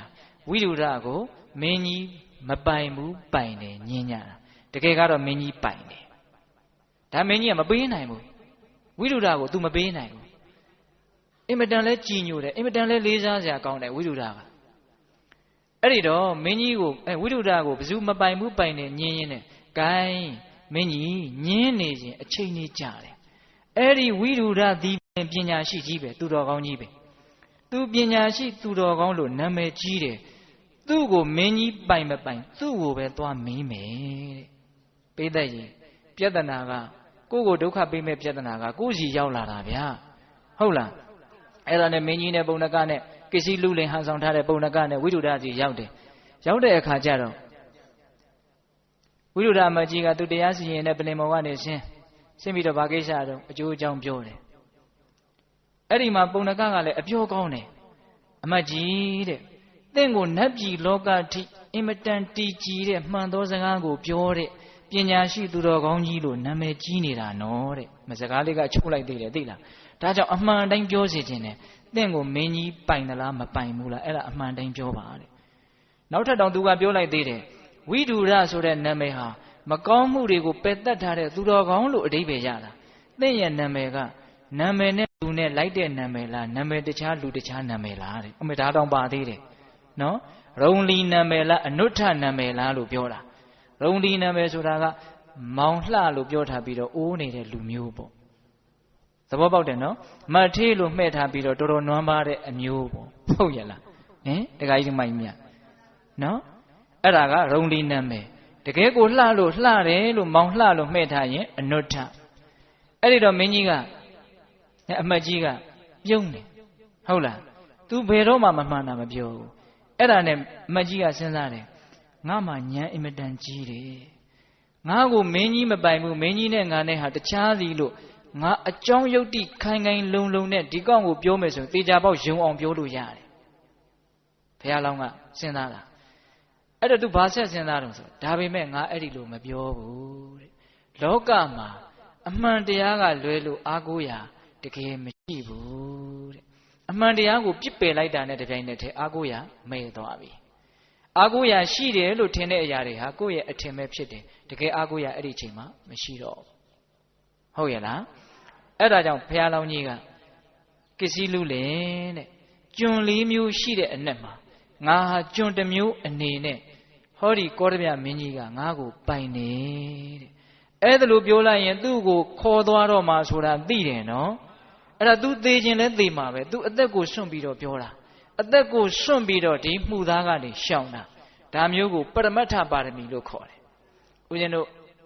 ပါရမီ7ပါးပြီးတဲ့အခါမျိုးမှာပါရမီ7ပါးအပြား30ဆိုတာကိုနားလည်အောင်ခွဲခြားပြီးတော့ပြောပါမယ်ဟုတ်လားပြောစရာတွေကကျမ်းနေတယ်နော်ဒါနဆိုရင်ဒါနပါရမီဒါနဥပပါရမီဒါနပရမတ္ထပါရမီပါရမီတစ်ပါးလျင်ပါရမီ3ပါးပြသွားတော့ပါရမီအပြား30ဖြစ်သွားတာအခုလိုမျိုးအသက်ကိုစွန့်ပြီးတော့သစ္စာကိုထိန်းနေဆိုရင်ပရမတ္ထပါရမီဟုတ်ရဲ့လားအံ့ဩစရာကောင်းတယ်နော် तू သိခြင်းလဲသိမယ်ဘယ်ရောက်သွားမှာ तू အကုန်လုံးကိုခွဲရမှာတနာစရာလဲကောင်းတယ်ဝမ်းနည်းစရာလဲကောင်းတယ်အဲ့ဒီဇတ်တော်ကြီးကိုဖတ်ကြည့်လို့ရှိရင်သူ့ရဲ့အင်မတန်ချစ်လာသောပိုင်ဆိုင်မှုပတ်သက်မှုတွေအကုန်စွန့်ပြီးတော့ဒီဘီလူနာကိုလိုက်သွားရတာအဲ့ဒါတွေ तू သိတယ်ဒါပေမဲ့အဲ့ဒီဘေးတွေကို तू မကြောက်ဘူးလိန်ပြောရမှာကိုကြောက်တယ်ဟုတ်ရဲ့လားအဲ့ဒီဘေးကို तू မကြောက်ဘူးနော်လိန်လဲရလို့ရလာမဲ့ချမ်းသာကိုလည်း तू မမောဘူးနော်ခုတက္ကသမားတို့ဦးဇင်းတို့တွေလိန်ပြောနေတယ်ဆိုတာကအကျဉ်းမြင့်အဖြစ်အကြောင်းက2မျိုးပဲရှိမယ်ထင်တယ်ကြောက်လို့လိန်တာရှိမယ်ရချင်လို့လိန်တာရှိမယ်ဟုတ်ရဲ့လားတစုံတယောက်ကကိုယ်ကိုမုန်းမှကြောက်ရင်လည်းလိန်ရင်လိန်လိုက်တာလေအပြစ်ပေးမှကြောက်ရင်လည်းလိန်ရင်လိန်လိုက်တာလေဟုတ်ရဲ့လားတခါတလေကျတော့ကြောက်လို့မဟုတ်ဘူးရချင်လို့လိန်တာကိုယ့်ရဲ့အလိုဆန္ဒတစ်ခုခုကြောင့်လိန်တာဘယ်လိုအကြောင်းမျိုးကြောင့်မှမှုသားစကားကိုမပြောဘဲနဲ့စောင့်ထိန်ပြီးတော့နေတာအဲ့ဒါပါလေမှုသာဝိရမဏသစ္စာတဲ့အဲ့ဒါကသစ္စာပါရမီဖြည့်တဲ့နေရာမှာအလိုအဆုံးသောသစ္စာစောတော်တုန်းကဦးဇင်းတို့ပြောခဲ့တဲ့တတ္တဟာပနသစ္စာဆိုတာကအမြဲတမ်းမလိုပါဘူးဟုတ်လားကျိန်စာတိုက်တယ်ဆိုတာမျိုးကနော်အိဋ္ဌာပူရဏသစ္စာဆိုတာလည်းအခက်အခဲတွေ့မှသစ္စာဆိုရတာဟုတ်ရဲ့လားအခုပြောတဲ့မှုသာဝိရမဏသစ္စာဆိုတာကမှတကယ်ကျင့်သုံးရမယ်သစ္စာတရားတဲ့ဟုတ်ရဲ့လားဒါကြောင့်ပေတတ်ပေါင်းသူတော်ကောင်းတို့ဘေးကြောင့်လည်းပဲမှုသာမဆိုမိပါစေနဲ့လက်လာပါကြောင့်လည်းမှုသာမဆိုမိပါစေနဲ့ဘေးကိုကြောက်လို့တော်၎င်းလက်ကိုရားကျုံလို့တော်၎င်းမှုသာဆိုလိုက်လို့ရှိရင်ကောင်းမယ်ထင်လို့လှုပ်လိုက်ရပြီးတော့တကယ်တမ်းကျတော့မကောင်းတာကြီးကိုပဲကြားလိုက်တာပါဟုတ်ရဲ့လားဒါကြောင့်သစ္စာစကားကိုသူတော်ကောင်းကြီးတို့လိုအသက်နဲ့မလဲနိုင်အောင်တောင်မှစီးစိမ်နဲ့တော့လဲရဲရမယ်လို့ထင်တာပဲတခါကြီးဒီမိုင်းမြဟုတ်ရဲ့လားအကျော်စောတွေနဲ့တော့လဲရဲရမယ်လို့ထင်တာပဲမြတ်စွာဘုရားကတော့သစ္စေနာကိတ္တိပပ္ပောတိလို့ဟောတာပါဗျာမှန်လို့ရှိရင်ကြော်ကြားတယ်တဲ့ကြော်ကြားမှုဆိုတာမှန်ကန်မှုနဲ့ရကိုရတယ်တကယ်ဆောင်ထိန်ကြည့်ပါဟုတ်ရဲ့လားဒါကြောင့်ဘေးသက်ပေါင်းသူတော်ကောင်းတို့ကိုဦးဇင်းတို့ကြိုးစားပြီးတော့လိန်ညာခြင်းရဲ့အပြစ်တွေသစ္စာစကားရဲ့မျက်နှိုးပေါ်ရာကောင်းတဲ့အကြောင်းတွေကိုဥပမာလေးတွေနဲ့သိလွယ်အောင်မှတ်သားလွယ်အောင်ပြောပါတယ်အချိန်ကနည်းနည်းတောင်လွန်သွားပြီနော်အဲ့တော့သစ္စာပါရမီတဲ့ဘုရားလောင်းကြီးကတော့တောက်ရှူးကျေဟာဘယ်ကာလမှာပဲဖြစ်ဖြစ်ຫນွေကာမှာပဲဖြစ်ဖြစ်မိုးကာမှာပဲဖြစ်ဖြစ်သ သူ့ရဲ့သွားမြဲလမ်းကိုမတိမ်မဆောင်မဲနဲ့သွားတယ်လို့မျိုးမှန်သောစကားကိုပြောပြီးတော့တစ္ဆာလမ်းကြောင်းကနေမသွေဖီပါနဲ့ဒါဆိုရင်သင်ဖျားဖြစ်ပါလိမ့်မယ်လို့သူကသူဆုံးမတာဟုတ်လားအဲ့တော့ဒါဦးဇင်းတို့တစ္ဆာပါရမီဟုတ်ရလားခုတစ္ဆာပါရမီ9ခုမြောက်ပြီးသွားတော့10ခုမြောက်အဋိဌာဏပါရမီသွားကြအောင်စို့နော်ဝိစီနန္တောတတာတခိအထမံအဋိဌာဏပါရမီပုဗ္ဗကေဟိမဟေတိဟိအာတိဝိတနိတိဝိတံဝိစီနန္တောစူဇံဆင်ញင်သည်ရှိသောတတာထိုခါ၌ပုဗ္ဗကေဟိရှိ၌ဖြစ်ကုန်သောမဟေတိဟိဘုရားရှင်ကိုယ်တော်မြတ်ကြီးတို့သည်အာတိဝိတနိတိဝိတံအမြဲမပြတ်မီဝဲအပ်သောအထမံ10ခုမြောက်ဖြစ်သောဒိဋ္ဌာဏပါရမီအဋိဌံပါရမီကိုအတ္တခိန်တွေ့မြင်တော်မူပြီအမောင်သူမိရာဘုရားဖြစ်ကိုပြုတဲ့တရားတွေဟာဤ9ပါးမျှမကပေဘူးအဲဒီလိုတွေ့ပြီးတော့ဘုရားဖြစ်တဲ့တရားတွေကိုဆက်လက်စူးစမ်းရှာဖွေတဲ့အခါအဋိဌာဏပါရမီဆိုတာကိုတွေ့ရတယ်တဲ့ဟုတ်လားဣမန္တောအထမန္တဝဒလံကတဝသမာဓိယဣမန္တောအထမန္တဝဒလံကတဝသမာဓိယတထာတောအာဇလောဟုတ်တဝသံဘောဓိပါပုနိတတိသူမေရာပန္တိတအိုပညာရှိအမောင်သူမေရာတွန်တင်သည်ဘောဓိယထာဓမ္မဉ္ဇတပေညုတဉ္ဇလို့ဆိုရတယ်ဖျားဖြစ်သောပတ်တုံရောက်ခြင်းကယတိအိစ္ဆတိအကယ်၍လိုရှိတယ်ဆိုရင်အထမံ10ခုမြောက်ဖြစ်သောဣမံဤအဋိဌာဏပါရမီကိုဒံလံကတဝမြဲမြံစွာပြု၍သမာဓိယဆောက်တည်ပါလောတတ္ထာထိုအဋိဌာဏပါရမီ၌တွင်သင်သည်အာစလောမတုံလှုပ်သည်ဘဝဖြစ်ပါလောဤကဲ့သို့မတုံမလှုပ်ခြင်းသုံးသည်ရှိသောတံဘောဓိယရတမေညာတပေညုတဉာဏ်တော်မြတ်ကိုပါပုနိတတိရရပေလတရောက်ရပေလတံအိုပညာရှိအမောင်သူမေရာ10ခုမြောက်ဖြစ်တဲ့အဋိဌာဏပါရမီဆိုတာကိုဆွဲဆွဲမြဲမြဲဆောက်တည်လို့ကျင့်သုံးမယ်ဆိုရင်အရဟတမေညာတပေညုတဉာဏ်ကိုရလို့ဖျားစင်းစစ်ဧကံဖြစ်ပေလိမ့်မယ်လို့သူကသူပါလဲဆုံးမတယ်တဲ့10ခုမြောက်အဋိဌာဏပါရမီဒီအဋိဌာဏပါရမီမှာဦးဇင်းတို့ဘာနဲ့ဥပမာပေးသလဲဆိုတဲ့10ခုမြောက်ဥပမာလေးဆက်ပြီးတော့မှတ်ကြရမယ်နော်ယထာပိပပတောတေလောအာဆလောသုပ္ပတိဋ္ဌိတောနကံပတိဘုသဝါတိဟိသကထာနေဝဒိဋ္ဌတိတတိဝတွန်ပိအဋိဌာနိတပ္ပရာအာဆလောဘဝအဋိဌာဏပါရမီတံကန္တဝသံဘောဓိပါပုနိတတိသူမေရာပန္တိတအိုပညာရှိအမောင်သူမေရာယထာပိဥပမာအားဖြင့်ငါသေလောကြောက်အတ္တိပြီးသောအာဆလောမတုံသောမလှုပ်သောသုပ္ပတိဋ္ဌိတောကောင်းစွာတည်တံ့၍နေသောပပတောတောင်ကြီးသည်ဘုသဝါတိဟိအယက်လေးမျက်နှာမှရောက်အယက်လေးမျက်နှာမှတိုက်ခတ်လာကြတဲ့လေမုန်တိုင်းတို့ကြောင့်နာကံပတိတုံလုံခြင်းမရှိပါပေသာကထာနေဝမိမိနေရာ၌သာလျှင်တိဋ္ဌတိယတာတည်၍နေတဲ့ကဲ့သို့တထေဝထိုအတူသာလျှင်တွန်ပိတင်သူတော်ကောင်းသည်လေသဗ္ဗရာခခသိင်အဋိဌာနေအဋိဌံဆိုတဲ့တရား၌အာဆလောမတုံလှုပ်သည်ဘဝဖြစ်ပါလေလောဒိဋ္ဌာဏပါရမီဒိဋ္ဌံဆိုတဲ့ပါရမီတော်မြတ်ကိုကန္တဝါကျင့်သုံးသည်ရှိသောတံဘောဓိယရတမေဉဏ်သဗ္ဗညုတဉာဏ်တော်တို့ဆိုရတဲ့ဘုရားဖြစ်သူပါပုနိတတိရောက်ရပေလတံမောင်သူမိတာတဲ့ကြောက်အတိပြီးတဲ့မတုံမလှုပ်တဲ့မိမိနေရာမှာကောင်းစွာတည်တံ့နေတဲ့ကြောက်တောင်ကြီးဟာအရက်လေးမျက်နှာကတိုက်ခတ်လာတဲ့လေချမ်းတွေကြောင့်မတုံလှုပ်တယ်လို့မျိုးသူ့နေရာမှာပဲသူအိန္ဒိယရကြီးဒီတိုင်းကြီးတည်ရှိနေတယ်လို့မျိုးသင်ဟာလည်းပဲလုံမယ်ကောင်းတာတွေကိုလုံမယ်လို့ဆုံးဖြတ်ထားတဲ့ဆောက်တည်ထားတဲ့အဲ့ဒီအဋိဌံဆိုတဲ့တရားမှာအမြဲတမ်းမတုံအောင်မလှုပ်အောင်တည်တတ်အောင်ဆောက်တည်ပြီးတော့ကျင့်သုံးမယ်ဆိုလို့ရှိရင်သင်ဟာ ဘုရားရှင်စစ်ဧကံဖြစ်ပါလိမ့်မယ်တဲ့အဋိဌံပါရမီကိုတောက်တောင်ကြီးများနဲ့ဥပမာပေးတယ်ဟုတ်ရဲ့လားကြောက်သားအတိပြီးနေတဲ့ပဂရိကြောက်တောင်ကြီးဟာလေမုန်တိုင်းတွေကြောင့်မတုံလှုပ်တယ်လို့မျိုးကိုလုံးမယ်လို့စိတ်ကူးထားတဲ့အလုပ်တစ်ခုကောင်းတဲ့အလုပ်ကိုပြောတာနော်အဲ့ဒီလိုမျိုးမပြည့်စည်အောင်မတုံလှုပ်အောင်ထိမ့်သိမ့်ပြီးတော့ဆုံးကန်းတိုင်ရောက်ခရီးပေါက်အောင်ကြိုးစားမယ်ဆိုရင်သင်ဟာပါလေဘုရားရှင်စစ်ဧကံဖြစ်ပါလိမ့်မယ်တဲ့အဲ့ဒီတော့အဋိဌံပါရမီနဲ့ပတ်သက်ပြီးတော့အဲ့ဒီဥပမာလေးမှတ်ပြီးတော့ဦးဇင်းတို့အဋိဌံပါရမီအကြောင်းဆက်ပြီးတော့နာယူကြတာပေါ့ဟုတ်လားအေးအဋိဌံဆိုတာဘာလဲဆိုတော့အကျဉ်းမြင်အဖြစ်တော့ပေးသက်ကြီးနားလည်ထားပြီးသားပါဟုတ်လား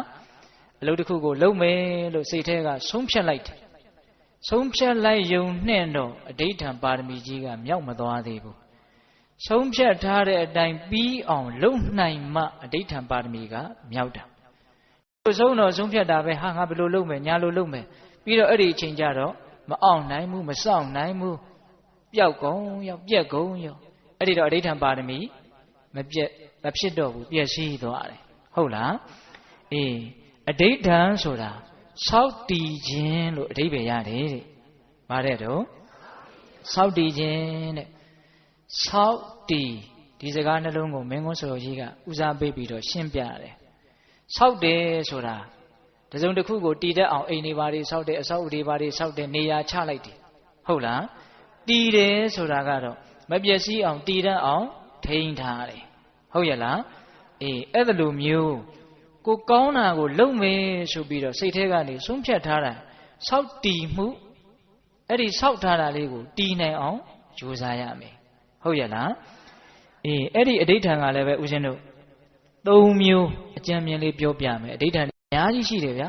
ဒါပေမဲ့ဘ ഹു တုတလည်းရစေခြင်းနဲ့မှတ်သားစရာလည်းဖြစ်စေခြင်းနဲ့လိုက်နာကျင့်သုံးဖို့ဆိုတဲ့စိတ်ကူးနဲ့လည်းပဲနားထောင်စေခြင်းနဲ့ဟုတ်လားနံပါတ်1ပုပ္ပနိမိတ်အဋိဌံတဲ့ပုပ္ပနိမိတ်အဋိဌံဆိုတာက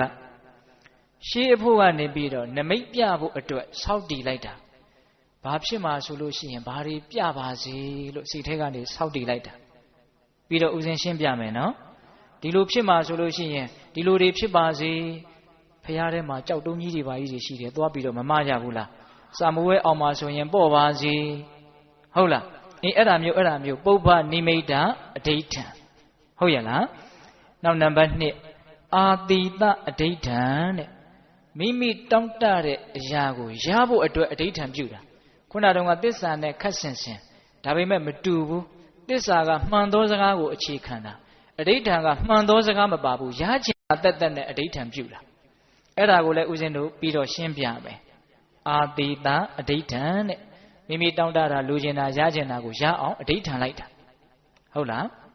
နောက်နံပါတ်3အဲ့ဒါကဝတ္တအဋိဌံတဲ့အဲ့ဒါကတော့အလိုအဆုံးအဋိဌံပဲအဲ့ဒါကဘာတုံးဆိုတော့ကောင်းမှုကိုကျင့်မယ်ဆိုတဲ့အဋိဌံတဲ့ငါလှူမယ်သီလဆောက်တည်မယ်တရားထိုင်မယ်ဘယ်အချိန်ထိလုပ်မယ်ဘယ်အတိုင်းတာထိလုပ်မယ်လို့ဆုံးဖြတ်ပြီးတော့ကောင်းတာကိုလုပ်တဲ့နေရာမှာမပျက်စီးအောင်ဆောက်တည်လိုက်တာအဲ့ဒါကဝတ္တအဋိဌံတဲ့အဋိဌံအကျမ်းမြင်ဘယ်နှမျိုးလဲ၃မျိုးအဲ့ဒီမှာဦးဇင်းတို့ပထမဦးစွာပုပ္ပနိမိတ်အဋိဌံတဲ့ရှေးအဖို့ကနမိတ်ပြရန်ဆောက်တည်ခြင်းတဲ့အဲ့ဒါဘာလဲဆိုတော့မင်းကွန်းစတော်ဘုရားကြီးကပြောတယ်ဦးဇင်းတို့ဘုရားလောင်းတော်ကြီးမောင်ဆန်တဲ့ကန္တကမြင်းကိုစီးပြီးတော့တောထွက်လာတော့အနောမာတောင်ကန်းရောက်တော့ဆန်တော်ကိုပယ်ပြီးတော့မောင်ဆန်ကိုပြန်မလွတ်ဘူးလားလွတ်လိုက်တယ်အဲ့ဒီဆန်တော်ပယ်တဲ့အခန်းလေးပိသတ်တို့သိတယ်နော်အဲ့ဒီဆန်တော်ကိုဘယ်မြောက်ပစ်လိုက်တာကောင်းငင်ကိုမြောက်ပစ်လိုက်တာကောင်းငင်ကိုမြောက်တော့အဋိဌံကလေးနဲ့မြောက်တာငါဘုရားဖြစ်မယ်ဆိုရင်ဒီဆန်တော်ဟာကောင်းငင်မှာတည်ပါစေစားဘုရားမဖြစ်ဘူးဆိုရင်တော့ပြန်ကြဖို့အဲ့ဒီလိုအဋိဌံပြီးတော့မြတ်စွာဘုရားအလောင်းတော်ကြီးဟာဆန်တော်ကိုကောင်းငင်ကိုမြောက်တင်လိုက်တာဘယ်သူကလာပြီးတော့ကလတ်နဲ့ယူသွားတော့ဟမ်တရားမင်းဟုတ်လားပြန်ကြလာသေးလားကြမလာတော့ဘူးရှိတယ်နော်အခုချိန်ဒီအဲ့ဒီဆန်တော်ဟာကောင်းငင်မှာရှိနေတယ်နော်အဲ့ဒီလိုမျိုးအဋိဌာဏကိုပုပ္ပနိမိတ် အဓိဋ္ဌံတဲ့ဆန္ဒကိုမြှောက်လိုက်တာဟုတ်လားနောက်ထပ်ဦးဇင်းတို့ဘုရားလုံးတော်ကြီးယဟန်ပြုပြီးတော့ဒုက္ခရစရိယာ6နှစ်ကြာအောင်ကျင့်တယ်ဟုတ်လားအဲ့ဒီလိုကျင့်ပြီးတော့သူဇာတာတထေသမီးကညောင်ပင်ဆောင်တက်ကြီးမှတ်ပြီးတော့ဘာတွေနဲ့လာပြီးတော့ပူဇော်တာတော့ကနာနုဇောနေနဲ့ပူဇော်တာဟောဆရာတောင်သိလူဘူးနဲ့တူပါတယ်ဗျာဘာနဲ့ထည့်ပြီးတော့ယူလာတာတော့ရွှေခွက်ကြီးနဲ့ထည့်ပြီးတော့ယူလာတာအဲ့ဒီမှာဒီတိုင်းပဲဖုံးပေးပြလိုက်တာပဲဘယ်နှလုံးဖုံးပေးလိုက်တာတော့40နဲ့9လုံးဟုတ်ရဲ့လားအဲ့ဒီမှာစွန်းဖုံးပေးပြီးတော့နေရင်စရာမြင့်နာကိုမြတ်စွာဘုရားအလောင်းတော်ကြီးချင်းကပ်ပြီးတော့အဲ့ဒီရွှေခွက်ကိုရည်သီးချောင်းထဲကိုချတယ်ပုံမှန်ချလိုက်တာလားအဋိဌံပြီးတော့ချလိုက်တာလားအဋိဌံပြီးတော့ချလိုက်တာဘလို့အဋိဌံတာတော့ဖျားဖြစ်မဲ့ဆိုရင်ဟောဒီရွှေခွက်ဟာရေညာကိုဆမ်းပါစေစာဟုတ်လားပုံမှန်ဆိုလို့ရှိရင်ရည်သီးချောင်းတိုင်းအစုံတိုင်းမျောသွားမှာပေါ့ဗျာဖျားဖြစ်မဲ့ဆိုရင်ရေညာကိုဆမ်းပါစေစာတဲ့အဲ့ဒီလိုအဋိဌံပြီးတော့ရွှေခွက်ကိုရေထဲချလိုက်တာရွှေခွက်ကရေညာကိုဆမ်းပြီးတော့ရည်သီးချောင်းကိုအန်တုပြီးတော့ဆန်တက်သွားတာရွေ့နဲ့ပြီးတော့မြုပ်သွားတော့ဘယ်ရောက်သွားတယ်ကာလနဂါမင်းစီကိုရောက်သွားပြီးတော့အရင်ဖရာသုံးစုတို့ရဲ့ရွှေခွက်ရဲ့အောက်ကနေဝင်းခံတာဟုတ်လားအဲ့ဒီလိုဝင်းခံတော့ရွှေခွက်ချင်းတိုက်ပြီးတော့ကြိတ်ကြိတ်ဆိုတဲ့အတန်ကလေးထွက်လာတာအဲ့ဒီမှာဘယ်သူနိုးလာတယ်ဩလူပြည်ကလည်းဖရာကခဏတိုင်းပွင့်တကူလို့ပြောတဲ့ဗျာဟုတ်လားအေးအဲ့ဒီလိုမျိုးအဋိဌံပုဗ္ဗနိမိတ်တာအဋိဌံဘာတွေဖြစ်ရင်ဘလို့တွေများဖြစ်မှာလဲဘလို့ဖြစ်ပါစေစားဆိုပြီးတော့ကြိုတင်နမိတ်ကိုသိဖို့အတွက်အဋိဌံတာဇတ်တော်တွေထဲမှာရှိပါတယ်ဗျာစံပေယဇတ်တို့ရှိတယ်နဂါမင်းကသူ့ရဲ့နဂါမိဘုရားကြီးကိုမှားထားခဲ့တာငါလူပြေသွားပြီးတော့ဥပုံဆောင်မယ်ဇုံတရားဘေးရန်ကျုံလာရင်ဟောဒီကံတွေကရေတွေဟာသွေးတွေလို့ချင်းချင်းหนีသွားလိမ့်မယ်နမိတ်ပြထားခဲ့တာဟုတ်လားအေးအဲ့ဒါမျိုးကိုပုဗ္ဗနိမိတ်တာအဋိဌံလို့ခေါ်တယ်တဲ့အရေးကြီးတဲ့ဝတ္တအဋိဌံကိုပြောမှာမို့လို့အရေးမကြီးတဲ့အဋိဌံတွေကိုမြန်ပဲသွားမယ်နော်အေးခုနောက်ဒုတိယမြောက်အဋိဌံကဘာလဲအာတိတာအဋိဌံမိမိတောင်းတအပ်တဲ့အရာအတွက်စိတ်ထဲကနေဆောက်တည်လိုက်တာဟုတ်လားအဲ့ဒါကိုဘာခေါ်မလဲအာတိတာအဋိဌံအဲ့ဒါကိုဦးဇင်းတို့ဇတ်တော်တွေထဲမှာလည်းပဲအာတိတာအဋိဌံတွေအများကြီးရှိပါတယ်ဦးဇင်းတို့ပြောဖို့ရွေးထားတာလေးက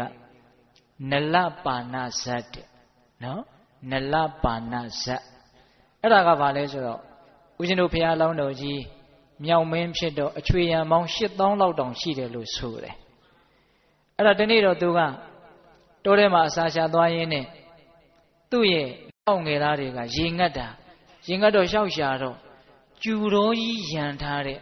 ကျူပင်တွေညို့မှိုင်းနေအောင်ပေါက်ပြီးတော့ခလေကောင်မှာရေကန်ကြီးအဝေးကကြည့်ရင်အဲ့ဒီရေကန်ကြီးကိုမမြင်ရဘူးကျူပင်တွေကခြံရံထားတာစိတ်ဆို့ညို့နေတာ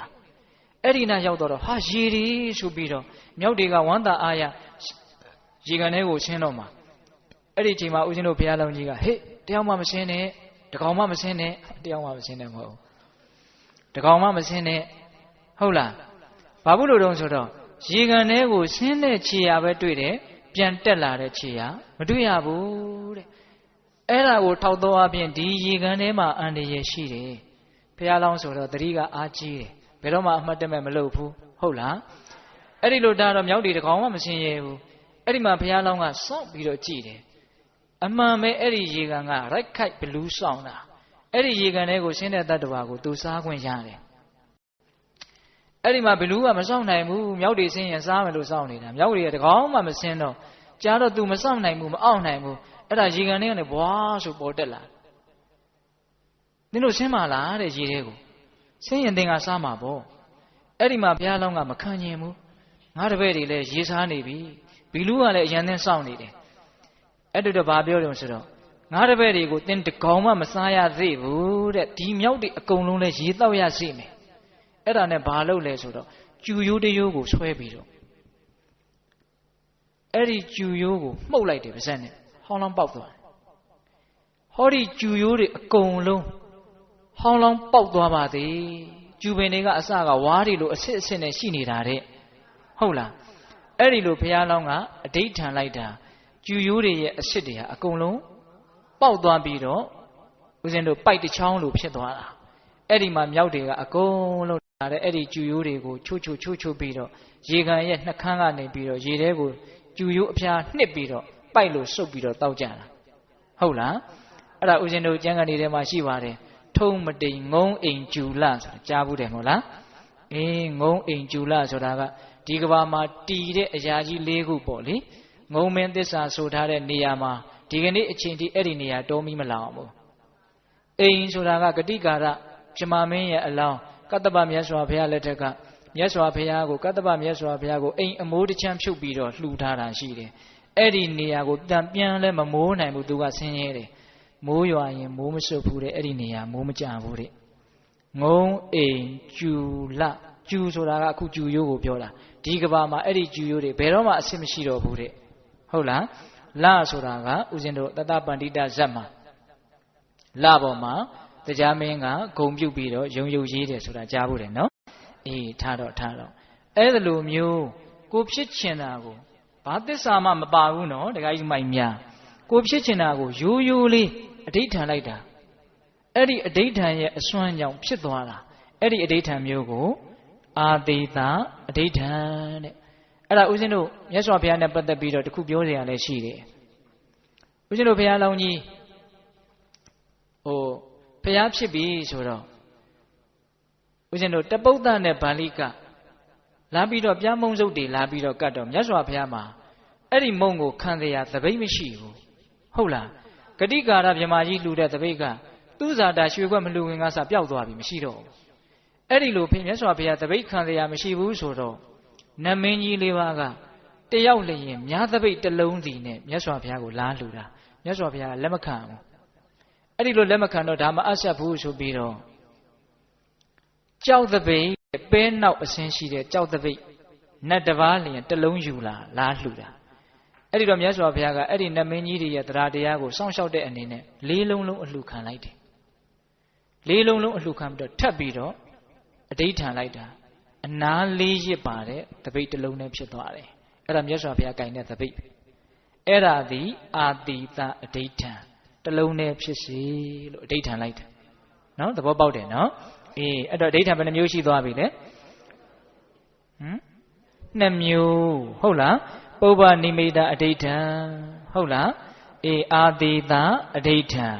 အခုဦးဇင်းတို့အရေးအကြီးဆုံး3ခုမြောက်အဋိဋ္ဌံကိုပြောမယ်အဲ့ဒါကတော့တရားတော်မှာတို့ဦးဇင်းတို့လိုက်နာကျင့်သုံးရမယ့်အဋိဋ္ဌံဟုတ်လားအဲ့ဒါကဘာလဲဆိုတော့ဝတ္တအဋိဋ္ဌံ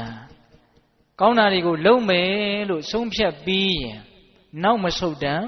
လုပ်တာဒီအဋိဋ္ဌံပါရမီကလူအများစုမှာမပြည့်စုံကြဘူးဟုတ်ရဲ့လားတကယ်ကိုစိတ်ဓာတ်တွေခိုင်မာပြီးတော့ပါရမီတွေရှင်းပြီးတော့သိပ်ပြီးတော့အထက်တန်းကြတဲ့ပုဂ္ဂိုလ်တွေသေးတာလဲအဋိဋ္ဌံပါရမီဟာပြည့်ကြတာများတယ်ဒါရေဘူးရအကဲခတ်ကြည့်တာပေါ့နော်အဲ့ဒီလိုကောင်းတာလုပ်မယ်ဆိုရင်ဘာအနှောင့်အယှက်ဘာအခက်ခဲပဲတွေ့ခုနတုန်းကသူမိတာရှင်ရသေးစဉ်းစားသလိုမျိုးသေလောကြောက်အတိပြီးသောအာဇလောမတုံလှုပ်သောတက္ကထနေဝဒိဋ္ဌတိမိမိရဲ့နေရာမှာအမြဲတည်နေတဲ့ပပတောယထာကြောက်တောင်ကြီးကဲ့သို့ဘုသဝါဒီရလေးမျက်နာကလာတဲ့လေချမ်းတို့ကြောင့်နာကံပတိယထာမတုံလှုပ်တဲ့ကဲ့သို့ဟုတ်လားကြောက်တောင်ကြီးဟာအရက်လေးမျက်နှာကလာတဲ့လေချမ်းတွေကြောင့်မတုံလှုပ်တယ်လို့မျိုးကိုကောင်းတာလုပ်တော့မယ်ဆိုလို့ရှိရင်အဲ့ဒီကောင်းမှုကိုပျက်စီးသွားစေတဲ့လောကဓာတ်တွေအတိုက်အခိုက်တွေအနှောင့်အယှက်တွေအဖြက်ကြီးတွေဆိုတဲ့လေချမ်းတွေကိုအဋိဋ္ဌံကိုကြောက်တောင်ကြီးလို့သဘောထားပြီးတော့ခိုင်မာအောင်မလုပ်ရမယ်ကျင့်သုံးရမယ်တဲ့ဟုတ်လားအဲ့ဒီအဋိဋ္ဌံနဲ့ပတ်သက်ပြီးတော့ဦးဇင်းတို့မင်းကုန်းစတော်ကြီးကတော့ဗုဒ္ဓဇတ်ကိုလည်းပဲသူကအထောက်ထားပြတယ်ဗုဒ္ဓနဂါမင်းဟာဒီငါရဲ့အသက်သေးခြင်းသေးပါစေငါသီလကိုအပြစ်မခံဘူးလို့အဋိဋ္ဌံအဲ့ဒါလည်းပဲအဋိဋ္ဌံပါရမီပါပဲတဲ့ဒါပေမဲ့ဦးဇင်းတို့ကပြောချင်တာကအဲ့ဒီအဋိဋ္ဌံပါရမီတဲ့ပူမူ၍အားပါသောပူမူ၍တိသင့်တိတိုက်သောတေမိယဇတ်ကိုပြောခြင်းတယ်ဟုတ်လားဇတ်ကြီး10ဘွယ်ထဲမှာအစာအုပ်ဆုံးသောဇတ်အဋိဋ္ဌံမင်းသားပေါ့ဟုတ်လားတေဇသူနေမဝုရှန္ဒာဝိဝေဟုတ်လားအဲ့ဒီတေမိယဇတ်အ ဩစရာလည်းအင်မတန်ကောင်းတယ်ဗျာဟိုလက်ဖြားခါစရာကောင်းတယ်အဲ့ဒီဇက်ကနော်ဘလို့မှကိုချင်းစာလို့နားမလဲဘူးဦးဇင်းတို့အဲ့ဒီဇက်တော်မှာဦးဇင်းတို့ဘုရားလောင်းလေးဘာကြောင့်တင်မိရဆိုတဲ့အမည်ရရတာလေမွေးတဲ့အခါမှာမိုးတွေကတနိုင်ငံလုံးရွာတာရွာတော့လူတွေကမိုးရီတွေနဲ့ပြောပြီးတော့ပီတိတွေနဲ့ဆွတ်ဆွတ်ပြီးတော့သဘောတွေကျနေတာဒါကြောင့်မလို့အာလုံးသောတတ္တဝါတွေကိုချမ်းသာဒုက္ခနဲ့ဆွတ်ဆွတ်စေတယ်ဆိုပြီးတော့တင်မိရမင်းသားလို့အဲ့ဒါလိုအမည်ပေးတာတဲ့တာမန်နဲ့ရလာတာမဟုတ်ဘူးမိဖုရားပေါင်းတောင်းချီပြီးတော့ရှိတယ်ဘုရင်ကြီးကတယောက်မှသားသမီးမမွေးဘူးတဲ့အံ့ဩဖို့ကောင်းတယ်အဲ့ဒီမှာသားစုပန်ကြဆိုပြီးတော့သားစုပန်တို့အဲ့ဒါနတ်ကပေးထားတဲ့သားအဲ့ဒီသားကအဲ့ဒါဖေရောမေရောအင်မတန်ချစ်တယ်ဒီသားလေးကိုခရခရှိရထားတဲ့သားလေးမို့လို့ဟုတ်လားအဲ့ဒီလိုနဲ့သားလေးကလည်းဒီလိုနေတာပဲတလသားလေးတခက်ငယ်ငယ်လေးအဲ့ဒါဦးဇင်းကတို့ဘုရားလောင်းကသူ့ဘာခမဲတော်ရဲ့ရင်ဝင်ကြားမှာချော့မြူးပြီးနေတဲ့အချိန်မှာပဲမင်းကြီးတွေကရာတော်သား၄ယောက်ကိုဘုရင်ကြီးဒီခေါ်လာတာအဲ့မှာဘုရင်ကြီးကဘုရင်ဆိုတော့အမှုရှင်ရတာပေါ့ဗျာဘယ်ရှောင်လို့လွှဲလို့ရပါမလဲဟုတ်လားအဲ့တော့တယောက်ကိုကျိန်းတန်းဟာတယောက်ကိုလှမ်းတယ်ထို့တယောက်ကိုဓာတ်နဲ့ခုတ်တယောက်ကိုမသေးမချင်းသတ်အဲ့ဒါလိုမျိုးပေါ့အသီးသီးအပြစ်ပေးလိုက်တာအဲ့ဒါကိုဒီရင်ဝင်ကြားမှာရှိတဲ့ကလေးလေးကမျက်လုံးပြူးလေးနဲ့ကြည့်ပြီးတော့အံ့ဩပြီးတော့ကြောက်ဘာတွေလုပ်နေတာတော့အဲ့ဒီကလေးလေးကဟုတ်လားအဲ့ဒီကလေးလေးကကြောက်တယ်အဲ့ဒီအတန်ကိုကြားပြီးတော့အဲ့ဒီဟာကိုမြင်ပြီးတော့အဲ့ဒီကလေးကနောက်ဘဝကိုသတိရတဲ့ဗျာတိုက်ဆိုင်တာနော်အဲ့ဒါသူဘယ်ဘဝကလာတော့ဆိုတော့ငရဲပြည်ကလာတာတဲ့ငရဲပြည်ကလာတာဆိုတော့ဩငါငရဲပြည်ကလာတာအဲ့ဒီငရဲပြည်ကိုငါဘယ်ကနေရောက်သွားတာတော့ဆိုတော့ဩငါရှင်ဘုရင်တစ်ပါးကနေပြီးတော့ငရဲကျသွားတာကိုလို့သူမြင်တဲ့မြင်တော့ဩဘုရင်ဖြစ်ရတာဟာရှောင်ရင်လို့လည်းမရတိန်ရင်လို့လည်းမရအင်မတန်ကြက်တဲပါလားငါအခုဘယင်ဖြစ်ဖို့လို့အတွက်အစပြိုးလာပြန်ပြီငါဘယင်ဖြစ်လို့ရှိရင်ဒီလိုရှောင်မရတိတ်မရတဲ့မကောင်းမှုတွေလုပ်ရပြီးတော့ငါငရဲထက်ကြရင်တော့ဒုက္ခရောက်ရကြီးရဲ့လို့ကလေးကအဲ့ဒီအတွေးကိုတွေးပြီးတော့တခါတည်းညှိုးသွားတာနောက်ဘဝကိုလည်းတတိရတယ်ကြောက်လဲတော်တော်ကြောက်သွားတယ်လာသားကလေးဖြစ်နေတာနော်အဲ့ဒါကိုဘယင်ကြီးတွေကတော့ဘယ်သိမှာတော့အဲ့ဒါကလေးလေးကအဲ့ဒါလို့နဲ့ညရောက်တော့အဲ့ဒီထီးဖြူရဲ့အောက်မှာအိပ်ပြီးတော့နေတာအဲ့ဒီလိုတွေးပြီးတဲ့ကစားဒီကလေးကလုံးဝမရွှင်တော့ဘူးမင်းဘူးဥဩဘာသကတော့ရေးပါတယ်ဘရုံမာကြာပန်းလေးကိုလက်နဲ့ဆုပ်နေထားသလိုပဲတဲ့နွမ်းနေတယ်ညှိုးနေတယ်အဲ့ဒါကိုလွန်ခဲ့တဲ့ဘဝကအမိတော်ခဲ့တဲ့ထီးဖြူဆောင်နတ်သမီးကသိတယ်သိတော့အင်မတန်လဲသနာတယ်ငါသားလေးကြည်စံဒီလိုစားနေတာသူငရဲကြမှာကြောက်လို့ရှင်မရင်မဖြစ်ချင်ပဲကိုအဲ့ဒါနဲ့သူကအကြံပေးတာအိမ်မက်လူဘာလူတဲ့နော်အဲ့ဒီကလေးလေးနဲ့စကားပြောတာနတ်တွေဆိုတော့လူတွေရဲ့စိတ်ကိုသိနိုင်တယ်ဟုတ်လားအဲ့ဒီလိုဘုရားအလောင်းလေးမိမ့်ဖြစ်နေတော့အဲ့ဒီနတ်သမီးကပြောတာချစ်သားသင်ရှင်မရင်မဖြစ်ချင်ဘူးဆိုရင်ငါပြောတဲ့အတိုင်းလုပ်မောကြည့်တယ်ကလေးကဘယ်လိုလုပ်ရမှာလဲပေါ့အဲ့ဒီမှာမဆွန့်တော်လဲဆွန့်တဲ့ကဲ့သို့စကားပြောတတ်တော်လဲမပြောတတ်တဲ့ကဲ့သို့နားကြားတော်လဲမကြားတဲ့ကဲ့သို့ဒီအင်္ဂါ၃ချက်နဲ့ညီအောင်မင်းနေနိုင်မယ်ဆိုရင်မင်းရှင်မရင်မလုပ်ရဘူးတဲ့အဲ့ဒီလိုအတယောက်အထိုင်းတယောက်အဆွန့်တယောက်ကိုဘယ်သူကမှရှင်မရင်ဖြစ်အောင်လုပ်မှာမဟုတ်ဘူးတဲ့အဲ့ဒီလိုပြောတော့ဘုရားလုံးကအင်မတန်သဘောကျတယ်ထွက်ပေါက်ပိတ်နေတဲ့လူကိုတကားပေါက်ဖွင့်လိုက်တယ်လို့မျိုးနော်ဟန်ရပြီဟုတ်ပြီအဲ့ဒီအချိန်တွေကစပြီးတော့အဲ့ဒီကလေးကတခါတည်းအဋိဌာန်လိုက်တယ်တဲ့ဘလို့အဋိဌာန်လိုက်တယ်ဆိုတော့ငါဒီချိန်ကစပြီးတော့ဆွန့်တဲ့ပုံစံနားမကြားတဲ့ပုံစံစကားမပြောတတ်တဲ့ပုံစံတခါတည်းဖမ်းလိုက်တော့မယ်ကြည်မိကြည်ရစိုက်ကြည့်နေဒီတိုင်းလေးသိထားတယ်ဆိုရင်လက်ကိုဒီတိုင်းထားရင်ဒီတိုင်းပဲနေတယ်မရွှေဘူးမပြောင်းဘူးမလွယ်ဘူးတော့တော်တော်မလွယ်ဘူးတော့တခါကြီးမိုက်မြအဲ့ဒီလိုမျိုးသူကထားတဲ့အတိုင်းနေတာဒါမှသူကအနဲ့တူမှာပေါ့အဆွန့်နဲ့တူမှာပေါ့အဲ့တော့နောက်တော့မိဘတွေကရိပ်မိလာတယ်ဗျကလေးကအခါတိုင်းနှုတ်စားရင်ကလေးဆိုတာငိုတာပဲလေမငိုဘူးတဲ့စားလိုက်တာဗိုက်ထဲမှာမီးလောင်တယ်လို့မျိုးဘုရားလောင်းကဒါ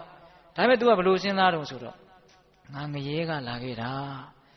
ငရဲမိနဲ့စာရင်နို့စာလို့ဗိုက်ထဲမှာပူးနေတာကအများကြီးသက်သာတယ်အများကြီးချမ်းသာတယ်ဆိုတော့တတလေးနေတယ်တဲ့တော်ကြီးညိုစရာကောင်းတယ်နော်အဲ့တော့လူတွေကအတိုင်းဝိုင်းတွေကဘာဖြစ်တာတော့ကလေးကမငိုဘူးဆိုတာထင်ရှားလာတယ်ထင်ရှားလာတော့ကလေးကအမူအရာတွေကလည်းပြောင်းနေတယ်ထားတဲ့အတိုင်းလေးနေတာအယုတ်ကလေးလိုဖြစ်နေဘယ်မှလည်းမကြည့်တော့စိုက်ကြည့်ဒီတိုင်းလေးအဲ့တော့ဘာဖြစ်လဲမသိဘူးငိုအောင်လုပ်ဖို့လိုလာတယ်မငိုရင်လည်းပဲဒါကလေးကပုံမမှန်တော့ဘူးလေအဲ့တော့ဘာလုပ်တုံးဆိုတော့ကလေးဆိုတာနို့စာရင်ငိုတာပဲနို့ဖြတ်ကြည့်တဲ့အဲ့တော့သူကဘယင်သားဆိုတော့ငကူကတော့တပဟိုးလေးရင်တယောက်ကြနို့ရင်းတွေကနို့တက်ရတယ်အဲ့ဒါဖြတ်ထားတယ်တနာကြီးကြာလို့လည်းမတိုက်မငိုဘူးနှစ်နာရီကြာကြည့်ထားမငိုဘူးပူလာပြီဗိုက်ထဲကမငိုဘူးတခါလေတရက်လုံးတခါမှမတိုက်ဘူးတဲ့နှုတ်မတိုက်ဘူးရေလည်းမတိုက်ဘူးငိုစီခြင်းလို့ပြစ်ထားတာအဲ့ဒီအခါမျိုးမှာဘုရားလောင်းကအင်မတန်ဆင်းရဲတယ်အင်မတန်ပူလောင်တယ်ပူလောင်လိုက်တိုင်းသူ့ရဲ့အဋိဌံကိုပြက်မှာဆိုးလို့မငိုရဲဘူးငိုလိုက်တာနဲ့တပြိုင်တည်းသူ့ရဲ့လုပ်ငန်းစဉ်ကြီးလုံးဝပြတ်သွားပြီမငိုရဲဘူးငိုမေကြံလိုက်ရင်ငရဲကိုမျက်စိထဲလှမ်းမြင်လိုက်တယ်သူတကယ်မြင်ခဲ့တာကိုတကယ်ကြုံခဲ့တာကိုငရဲအပူနဲ့ဆိုင်ရင်ဗိုက်ထဲကပူနေတာအများကြီးသက်သာတယ်နေလိုက်တာပဲအဲ့ဒီလိုနဲ့နှုတ်ဖြတ်ပြီးတော့ထားလိုက်တာတစ်နှစ်သားထိရောက်တယ်နော်အဲ့ဒါတစ်နှစ်လုံးသူကြော်ဖြတ်ခဲ့တာလုံးဝအောင်မြင်တယ်အဲ့ဒါနှစ်နှစ်သားရောက်တဲ့အခါကျတော့ဘာနဲ့ထပ်ပြီးတော့စမ်းတုံဆိုတော့နှစ်နှစ်သားအရွယ်လေးတွေကမုံကလေးတွေဗာလေးတွေဗတက်ထဲသွတ်ပြီးရင်မြုံတက်ပြီးငုံတက်ပြီးလေစားရတွေ့ရင်စားခြင်းပြီလေအဲ့တော့အဲ့ဒီမုံကလေးတွေမပေးဘဲနဲ့ထားတာနော်မုံလေးတွေမပေးစားခြင်းလိုက်တာအဲ့တော့ဘုရားလုံးကစဉ်းစားတယ်တဲ့မင်းဘဝတိုင်းစားခဲ့ပါပြီကွာနောင်လည်းပဲမင်းအကြာကြီးဓာတ်တဲ့ကောင်းတာတွေလည်းစားရအောင်မှာပါမင်းအမြဲတမ်းကြီးငတ်မနေပါဘူးမင်းအခုချိန်ငိုလိုက်မယ်ဆိုလို့ရှိရင်မင်းငရဲကြမှာနော်အဲ့ဒါသူ့ကိုယ်သူအဲ့ဓာတ်တဲ့ဆိုးဝါးတဲ့ဘေးနဲ့ရှင်းပြီးတော့အဋိဌံကိုပြီးအောင်ဖြည့်တာအဲ့ဒါတစ်နှစ်ကြာတယ်တဲ့အဲ့ဒီလိုနဲ့ဆက်ပြီးတော့စမ်းလိုက်တာဦးဇင်းတို့ဘဟုတုတ္တလေးခွေတွေထဲလည်းပါမှာဆိုတော့ပြောလိုက်ဦးမယ်နော်3နှစ်သားလောက်ရောက်တော့တစ်သီးနဲ့စမ်းနေတဲ့တစ်သီးလေးတွေစားကြတယ်မကြွေးဘူးအဲ့ဒါအောင့်နေတာပဲဘယ်လို့မှသူမဖယ်ဘူးနောက်ကစားစရာလေးတွေနဲ့ဆက်ပြီးတော့စမ်းတယ်ကျန်တဲ့ကလေးလေးတွေကကစားစရာနဲ့ကစားသူကဒီတိုင်းပဲကြည်နေရတယ်သူမလှုပ်ရဲဘူးနော်နောက်တော့ထမင်းဖြတ်ထားတယ်ထမင်းဘောစဉ်သူမကြွေးဘူးအဲ့ဒါတစ်ခုကိုတစ်နှစ်လောက်ကြာအောင်စမ်းတာအမတ်ကြီးတွေကဟုတ်လားနောက်တော့ကလေးကဘယ်နှစ်လောက်ရောက်လာတော့ဆိုတော့6နှစ်သားလေးလောက်ရောက်လာပြီဆိုတော့ဘာလုပ်တုံဆိုတော့မင်းကြီးတွေကဒီကလေးစကားပြောအောင်ဒီကလေးလှုပ်အောင်ဒီကလေးကဒီတိုင်းလေးပဲနေတာဆိုတော့ဘာလုပ်တုံဆိုတော့ကလေးတွေအကုန်လုံးတဲကြီးတစ်လုံးထဲမှာထားတာထရွက်တဲကြီးအဲ့ဒီထရွက်တဲကြီးကိုရုတ်တရက်မီးတွေဝုန်းတိုက်ပြက်တာဟာကြံတဲ့ကလေးတွေအကုန်လုံးအော်ဟစ်ပြီးတော့ထွက်ပြေးကြတယ်သူကလည်းဇက်ဆိုတော့လန့်သွားတာပေါ့သို့တော့အမြဲတမ်းတတိကရှိနေတယ်သူမပြေးရဘူးဒီတိုင်းတင်မလီလေးချထားတော့တင်မလီခွေလေးပဲသူထိုင်းနေရတယ်မပြေးရဘူးဒီမီးလောင်တာဘာဟုတ်သေးလို့လဲအဲ့ဒါအဲ့ဒီမှာသူ့လောင်ဟာနီးမှာအထင်းတော်တွေကပြပါကလေးသူ့ကိုချီးပြေးရတာကိုဟုတ်လားအဲ့ဒီလိုနဲ့ဆက်ပြီးတော့ဆန်းတယ်အမှုံရစ်တဲ့ဆင်ကြီးနဲ့ဆန်းနေတဲ့ရှင်ကြီးကသူ့ကိုနင်းမလို့ပြေးလာတယ်ကျန်တဲ့ကလေးတွေပြေးကြတယ်နင်းမစေဒါသူစမ်းနေတာလို့ तू မသိဘူးနော်အဲ့ဒါရှင်လိမ္မာကြီးဆိုတော့ရှင်ကြီးကကြောက်လန့်နေရကောင်းတဲ့ပုံတရံဖန်ဆင်းပြီးတော့နှာမောင်းကြီးနဲ့ရစ်ပြီးတော့ပတ်ပြီးတော့ပေါက်တတ်မလို့လှုပ်တယ်ဒါလည်း तू ဧကလည်းမလှုပ်ဘူးအင့်ကလေးလည်းမလှုပ်ဘူးဒီလိုပဲနေတာပဲဟုတ်လားနောက်တော့ဘာလှုပ်တုံးဆိုတော့အင်မတန်ကြောက်မက်ဖွယ်ရာကောင်းတဲ့မဟောက်ကြီးအကြီးလက်မောင်းလောက်ခြေသလုံးလောက်ရှိတဲ့မဟောက်ကြီးပပြင်းထောင်ပြီးတော့သူ့ကိုလာရစ်တယ်လုံးဝမလှုပ်ဘူးတဲ့အဲ့ဒါလိုနေတာအဲ့ဒီလိုနေရင်နဲ့နောက်တော့သူ့ကိုကာပွဲသဘင်နဲ့သူ့ကိုစမ်းကြည့်တယ်အဲ့ဒီကာပွဲသဘင်တွေဘလို့ပဲလှုပ်ရှားနေသူမျက်လုံးတောင်မလှုပ်ဒီလိုပဲနေတယ်ဟုတ်လားနေခဲ့တာတွေနော်နောက်တန်လျက်ကင်တဲ့လူဆိုးကြီးကသူ့ကိုလိုက်တယ်ကျန်တဲ့ကလေးတွေပြေးရတယ်သူ့လေပင်ဖြတ်မဲ့ပုံစံနဲ့လာတယ်သူဒီတိုင်းပဲနေတာပဲဖြတ်ချင်လဲဖြတ်ဖို့သူဒီတိုင်းနေတာအဋိဌံနော်နောက်ခယူသင်းတန်တွေရုတ်တရက်အတန်လေးအကျယ်ကြီးဖြစ်အောင်လုပ်တယ်စီတန်ကြီးတွေတီးပြီးတော့စမ်းတယ်တခုစမ်းတာမြန်တော်တော်ကြောက်စရာကောင်းတယ်တကိုယ်လုံးကိုတင်းလဲရည်တွေတုပ်ပြီးတော့မြက်တော်ကြားတဲ့ကိုပြစ်ထားတာ အဲ့ဒါချင်းတွေကသူ့ကိုလာကြိုက်တယ်နော်ချင်းတွေရင်မမေးရိုင်းကြီးတွေသူ့ကိုလာပြီးတော့ထိုးတာအဲ့ဒါ तू လုံးဝမတွန့်ဘူးမလှုပ်ရဲဘူးလှုပ်လိုက်ရင် तू အစွတ်မဟုတ်ဘူးဆိုတာပေါ်သွားမှာဒါဖရာလောင်းကြီးရဲ့ကျင့်စဉ်တွေနော်တခါကြီးမိုက်မြတ်ကြီးညိုစင်ရပေါ့ဟုတ်လားအေးအဲ့ဒီလိုနဲ့ तू ဆက်ပြီးတော့ကျင့်လိုက်တာ तू ဘယ်နှစ်သားရောက်ပြီလဲဆိုတော့15နှစ်သားရောက်ပြီဆိုတော့လှကျင်ပကျင်တဲ့အရွယ်ရေချိုးတဲ့အရွယ်လေးပေါ့ဟုတ်လားခဏခဏတတဲ့အရွယ်လေးပေါ့အဲ့ဒါဘာလို့လဲဆိုတော့သူ့ကိုမစင်ကျင်ကြီးတွေကျင်ငယ်တွေဘယ်သူကမှတုတ်တယ်မပေးတော့ဘူးမောင်မတွေကလည်းသူ့ကိုမခံကျင်အောင်ပြောတယ်အရွယ်ကလေးကလည်းရောက်လာပြီမင်းကလေးမဟုတ်ဘူးနော်ကို့အငြိကြီးကိုဟတ်ကိုတန်ရှင်းမင်းကိုတို့လုံမပေးနိုင်တော့ဘူးအဲ့ဒီလိုပြောလေသူကဒီတိုင်းနေရပဲထွက်เสียရှိထွက်ကြသွားပေါက်เสียရှိပေါက်ကြပါတိတ်နေတာအဲ့ဒါချင်းလေးတယုံယုံနဲ့ဘယ်သူမှသူ့ကိုတုတ်တယ်မပေးဘူးဘင်းပုံငရဲတဲ့ကြာနေတယ်လို့အန်ချင်းအော့ချင်းနှလုံးသားတွေအပြင်မဲ့ထွက်လာမလောက်ထိအနက်နေဆိုးပါတယ်ဘလောက်ပဲဆင်းရဲငါငရဲကြခဲ့တုန်းကဘင်းပုံငရဲကြခဲ့တုန်းကအနက်လောက်တော့မဆိုးပါဘူးဒါအခိုက်အတန့်မျှပဲအခိုက်အတန့်မျှပဲလို့စိတ်ကိုတင်းပြီးတော့အဋိဌံကိုခိုင်မြဲအောင်သူကြိုးစားတယ်သူ့မစင်နေနဲ့သူလူးနေတာနော်တခါကြီးမိုက်မြအဲ့ဒါခဏလည်းမဟုတ်ဘူးနှစ်နဲ့ချီပြီးတော့ကြာတယ်အဲ့ဒီလိုနဲ့သူ15နှစ်သား16နှစ်သားရောက်ပြီဆိုတော့ဘာလုပ်တုံဆိုတော့သူ့ကိုဂရင်မော်ဒီတိုင်းတုံးလုံးလေးထားပြီးတော့အောက်ကမီးကြီးအိုးတွေအောက်ကချထားတာပူလိုက်တာလောင်လိုက်တာသူ့ရဲ့အရေခွန်ကနေပြီးတော့အဖူးတွေအကုန်ထလာတယ်ဒါလည်းသူမလှုပ်နော်လူဆိုတာမခံကျင်လုံးအားကြီးလာရင်လှုပ်ရမှာပဲလေအဲ့ဒါသူလုံးဝပေးနိုင်တယ်အံ့ဩစရာတော်တော်ကောင်းတယ်မယုံနိုင်စရာပါပဲဟုတ်လားအဲ့ဒီလိုနဲ့ဦးဇင်းတို့19နှစ်သားရောက်ပြီဆိုတော့ဘာနဲ့စမ်းလဲဆိုတော့အခက်ခဲဆုံးအရာနဲ့စမ်းတယ်အဲ့ဒါကတော့ဘာလဲဆိုတော့အရွယ်ရောက်တဲ့ဝိသဘာကအာယုံကချေတဲ့မိမတွေနဲ့စမ်းတယ်အဲ့ဒီမှာခက်တာပဲသူနော်အဲ့ဒီမှာသူခက်ပြီတော်တော်ခက်ပြီအဲ့ဒီမှာသူဘလို့စဉ်းစားတော့ဆိုတော့ငါတဲ့16နှစ်လုံးငါငရဲကြတဲ့လောက်နှီးပါငါအစင်းရဲခံခဲ့တာဒီတစ်ချိန်ကျိုးသွားရင်တော့ငါလောက်ရှက်เสียကောင်းတဲ့လူမရှိတော့ဘူးတဲ့သူစဉ်းစားနေတာနော်အဲ့ဒါကားကြီးတွေကသူ့ဘေးမှာဝိုင်းနေပြီးယောက်ျားတစ်ယောက်မှမရှိဘူးအဲ့ဒီမှာသူစဉ်းစားပြီးတော့ဒါရှက်เสียကြီးငါဒီဟာကျိုးသွားတော့ဒုက္ခပဲအဲ့ဒီမှာသူစဉ်းစားပုံလေးတော်တော်မြန်နိုးစရာကောင်းတယ်ဗျတကယ်လို့ငါသာဒီနေရာမှာကျိုးပေါက်သွားမယ်ဆိုလို့ရှိရင်နောက်လူတွေ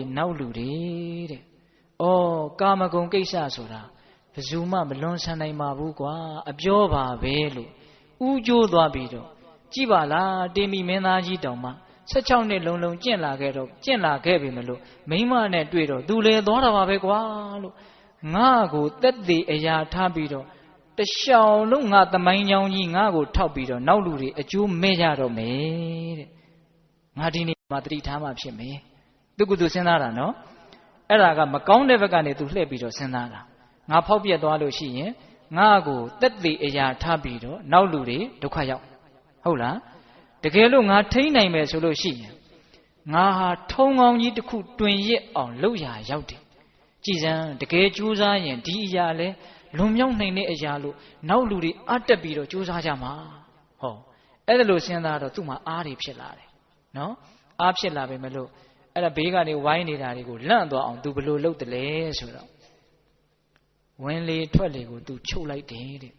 ချုပ်ပြီးတော့သူအဋိဌံလိုက်တယ်လာပြန်ပြီးအဋိဌံပါရမီလေးကသိလားဘယ်လိုအဋိဌံလဲဆိုတော့ငါရဲ့ခန္ဓာကိုယ်ကိုလာထိတဲ့အမျိုးသမီးမှန်သမျှနူးညံ့တဲ့အတွေ့အထိကိုမရပါစေတည်းလို့အဋိဌံလိုက်တယ်အဲ့ဒါအမျိုးသမီးတယောက်ကသူ့ကိုလာထိတယ်ဘာမှအသေးကောင်ကြီးထိလိုက်ရတယ်လို့ကြမ်းကြမ်းထန်ထန်ကြီးထိလိုက်ရဖြစ်ပြီးတော့ကြောက်ပြီးတော့ထွက်ပြေးတာအဲ့ဒီမှာအကုန်ထွက်ပြေးတာအောင်သွားတယ်နော်အေးအဲ့ဒီလိုအောင်သွားတော့ gain ဘုရင်ကြီးကဒီလောက်ဆွန့်နဲ့အားတဲ့လူကိုဘာလို့မှာတော့ဆိုတော့အမတ်တွေကဘလို့အကြံပေးတော့တတ်ပြလိုက်တဲ့မတတ်လို့ရှိရင်တိုင်းပြည်ရဲ့အန္တရာယ်မင်းကြီးရဲ့အန္တရာယ်မိဖုရားကြီးရဲ့အန္တရာယ်ဖြစ်လိမ့်မယ်ဆိုတော့သူ့ကိုတိုင်းပြည်ကထုတ်ကြပြီနော်အဲ့ဒီကြတော့မှသူ့ရဲ့အလိုဆန္ဒကအထွတ်အထိပ်ကိုရောက်တာဟုတ်ရဲ့လားနောက်တော့ရသေးဝတ်ပြီးတော့အမေဖေတွေလည်းရသေးဝတ်တယ်နောက်တိုင်းသူပြည်သားတွေရသေးဝတ်တယ်ခုနှစ်ပြည်တောင်ရသေးဝတ်တယ်လို့ဆိုတယ်သူတယောက်တည်းအဋိဌံအောင်သွားတာနဲ့ကြံတဲ့လူတွေဘာဖြစ်သွားတော့အကျိုးကြီးသွားတာခုနကကိစ္စမှာပြုတ်ကြမယ်ဆိုရင်အကုန်လုံးအဲ့ဒီအကျိုးတရားတွေ မရတော့ဘူးအဲ့ဒီလောက်ဦးဇင်းတို့ဘုရားလောင်းကြီးဟာအဋိဋ္ဌံပါရမီကိုဖြည့်ဆည်းခဲ့တယ်အဲ့တော့တရားဓမ္မတို့ဦးဇင်းတို့ဒီနေရာမှာအချက်နှစ်ချက်တွေ့ရတယ်ဗျဘာတွေ့တော့ဆိုတော့ဘောက်ဆင်းရဲဓာတ်ထက်ဆင်းရဲတာနဲ့နှိုင်းပြီးတော့သူ့ရဲ့စိတ်ကူးကိုမပျက်စီးအောင်ထိန်းသွားတယ်ဆိုတဲ့အချက်ကလေးပဲဟုတ်ရဲ့လားဆိုကြပါစို့မပြည့်စုံမှကြောက်လို့မကောင်းမှုတွေလုပ်တော့မယ်ဆိုရင်နော်မပြည့်စုံလို့ဆင်းရဲတာထက်အပယ်လေးပါးဆင်းရဲကပူကြီးပါတယ်လို့ဆင်းရဲနှစ်ခုကိုနှိုင်းရှင်ပြီးတော့မကောင်းမှုကိုမပြုမိအောင်အဋိဋ္ဌံတံပတ်ကြီးမြဲအောင်မတင်းသင့်ဘူးလားတင်းသင့်တယ်ဟုတ်ရဲ့လားအေး तू ကောင်းတာလေးတွေ့တော့လည်းပဲဒီကောင်းတာဘာလို့မှလဲဒီကောင်းတာတဲ့ကောင်းတာတွေရှိပါသေးတယ်ဒီကောင်းတာကိုမဲ့ရင်မကောင်းတာကြီးရလိမ့်မယ်လို့ကောင်းတာနဲ့ပတ်သက်ပြီးတော့လည်းပဲ तू မတုံမလှုပ်စိတ်ကိုထားပြီးတော့အဋိဋ္ဌံပါရမီပြည့်အောင်ဖြည့်ခဲ့တာဟုတ်လားအဲ့တော့ဦးဇင်းတို့ကဘာကိုသွားပြီးတော့အမှတ်ရတုံးဆိုတော့ပထမခန္ဓာဝင်ဆိုတော့ဘုရားကြီးပြောခဲ့တာလေဆင်းရဲကြီးကိုမြင်လျင်ဆင်းရဲလေးကိုကြိတ်မိတ်တီးခံတဲ့ကောင်းတဲ့စကားနော်တော်တော်ကောင်းတယ်နော်အေးကိုမှတစုံတရာအလိုမကျမှုဆင်းရဲမှုတွေဖြစ်လာလို့မကောင်းမှုတွေလုပ်တော့မယ်ကြံလို့ရှိရင်ဒီဆင်းရဲလေးကတိတိလေးပါဒါလှုပ်လိုက်ရင်ဒါတဲ့ကြီးရဲ့ဆင်းရဲကြီးတွေ့လိမ့်မယ်ဆိုပြီးတော့ဆင်းရဲကြီးကိုကြောက်ရင်ဆင်းရဲလေးကိုကြိတ်မိတ်ပြီးတော့တီးခံတဲ့ဆိုကြပါစို့တရားထိုင်ရင်ညောင်းလာတယ်ကြိုက်လာတယ်ထိုက်တဲ့လောက်တော့ကြော်ဖြတ်ဖို့ခက်တဲ့ဆင်းရဲတွေတွေ့ရတာပေါ့နော်အေးဒါကိုမလုပ်ရင်ဒါတဲ့ကြီးကျယ်တဲ့တန်တရားဆင်းရဲအပယ်ဆင်းရဲဖြစ်လိမ့်မယ်လို့ဆင်းရဲကြီးတာကိုလှမ်းကြောက်ပြီးတော့ဒီဆင်းရဲသေးသေးလေးကိုမြန်မြန်ကြော်ဖြတ်နိုင်အောင်ကြိတ်မိတ်ပြီးတော့တီးခံရမယ်အဓိပ္ပာယ်အင်မတန်ကျယ်ဝန်းတယ်နော်အဲ့ဒါနဲ့တစ်ဆက်တည်းစတော်ကြီးကဘာဆက်ပြောတုံးဆိုတော့ချမ်းသာကြီးကိုမြင်လျင်ချမ်းသာလေးကိုပြက်ပြက်စွန်းတဲ့ဒါလည်းပဲကောင်းတာပဲနော်ချမ်းသာကြီးကိုမြင်ရင်ချမ်းသာလေးကိုပြက်ပြက်စွန်းချမ်းသာကြီးဆိုတာနိဗ္ဗာန်ချမ်းသာကိုပြောတာခုတရားဓမ္မတို့ဦးဇင်းတို့ဒီကာမချမ်းသာဆိုတဲ့ဆင်းရဲလေးကိုမစွန့်နိုင်လို့နိဗ္ဗာန်ချမ်းသာဆိုတဲ့ဆင်းရဲကြီးနဲ့လွဲနေသေးတာဟုတ်ရဲ့လားဒါကြောင့်ကိုယ်ဆုံးမရမယ်ဆင်းရဲကြီးတွေရှိတယ်ချမ်းသာကြီးတွေရှိတယ်ချမ်းသာလေးကိုမသိဆင်းရဲလေးကိုမသိခံနိုင်ရင်ဆင်းရဲကြီးနဲ့ညာတတ်တယ်ဟုတ်လားချမ်းသာလေးကိုမစွန့်နိုင်ရင်ချမ်းသာကြီးနဲ့လွဲတတ်တယ်ဒါကြောင့်မိမိတို့ရဲ့ကောင်းတာကိုလုပ်မယ်မကောင်းတာကိုရှောင်မယ်ဆိုတဲ့အဋိဋ္ဌံဟုတ်ရဲ့လား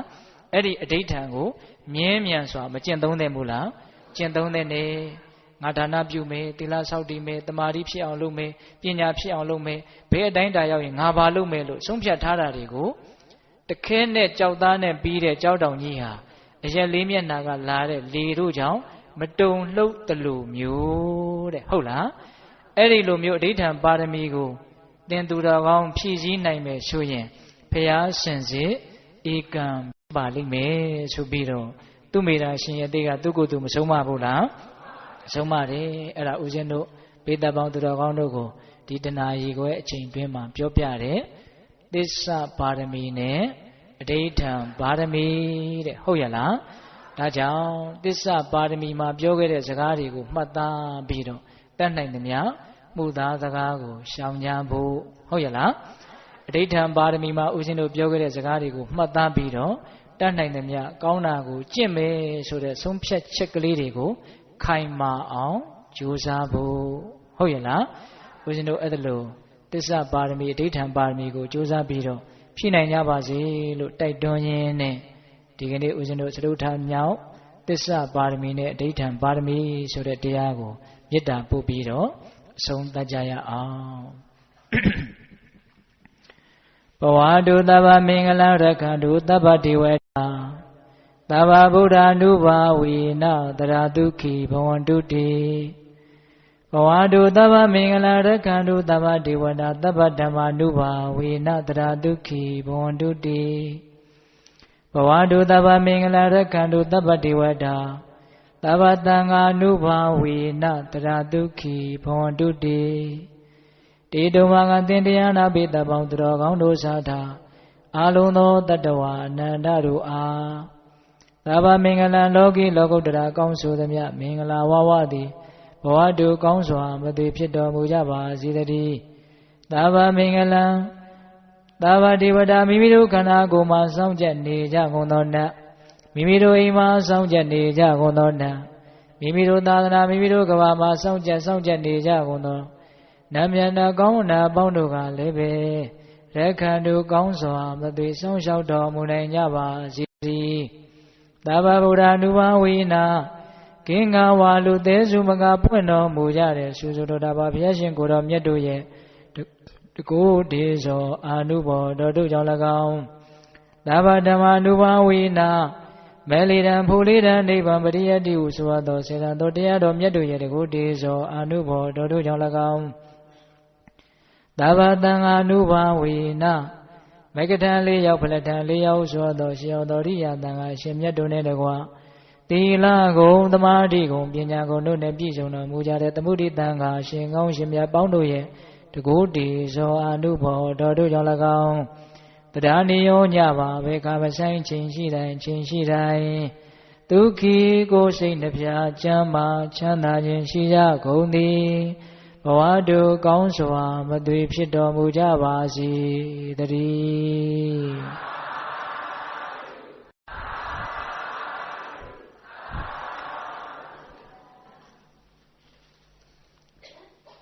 ဦးဇင်းတို့9မိနစ်ခန့်မြတ်စွာဘုရားကိုမြတ်သောအကျင့်ဖြင့်ပူဇော်ကြရအောင်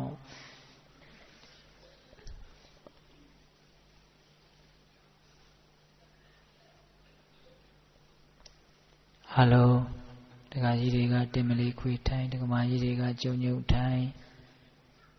မြတ်စွာဘုရားကိုမြတ်သောအကျင့်ဖြင့်ပူဇော်ရပြီတော့မယ်လို့ဝမ်းမြောက်သောစိတ်ရှင်လန်းသောစိတ်ငြိမ်းချမ်းသောစိတ်ချမ်းသာသောစိတ်ဖြင့်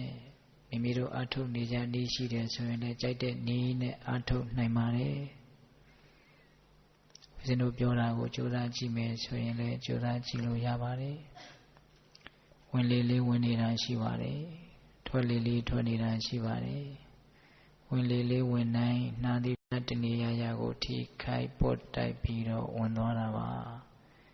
အဲ့ဒီထိတဲ့သဘောလေးကိုသိအောင်ကြိုးစားပါထွက်လေလေးထွက်တော့လေနှာသီးပြတနေရာကိုထိခိုက်ပုတ်တိုက်ပြီးတော့ထွက်သွားတာပါအဲ့ဒီထိတဲ့သဘောလေးကိုသိအောင်ကြိုးစားပါဝင်လေဝင်တိုင်းထိတိုင်းသိထွက်လေထွက်တိုင်းထိတိုင်းသိထိတာကိုသိနေတဲ့အချိန်ဟာလောဘဒေါသမောဟဖြစ်ခွင့်မရလို့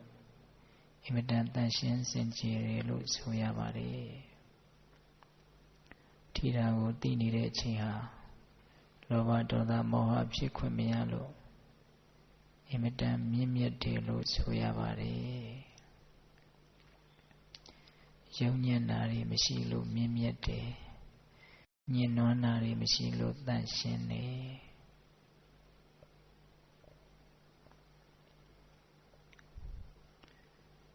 စိတ်ဟာလက်ဖြစ်တဲ့အတွင်းမှာဂရေတသိန်းလောက်ဖြစ်ပြီးချုပ်တယ်လို့ဆိုပါတယ်ထိတာကိုသိနေတဲ့အချိန်ဟာတူတောင်းပေးမယ်လို့ကုသိုလ်စိတ်တွေအများကြီးဖြစ်သွားတာပါဒါကြောင့်ရသလောက်ကြိုးစားမယ်ဝင်လေဝင်နိုင်ထိတိုင်းသိထွက်လေထွက်တိုင်းထိတိုင်းသိ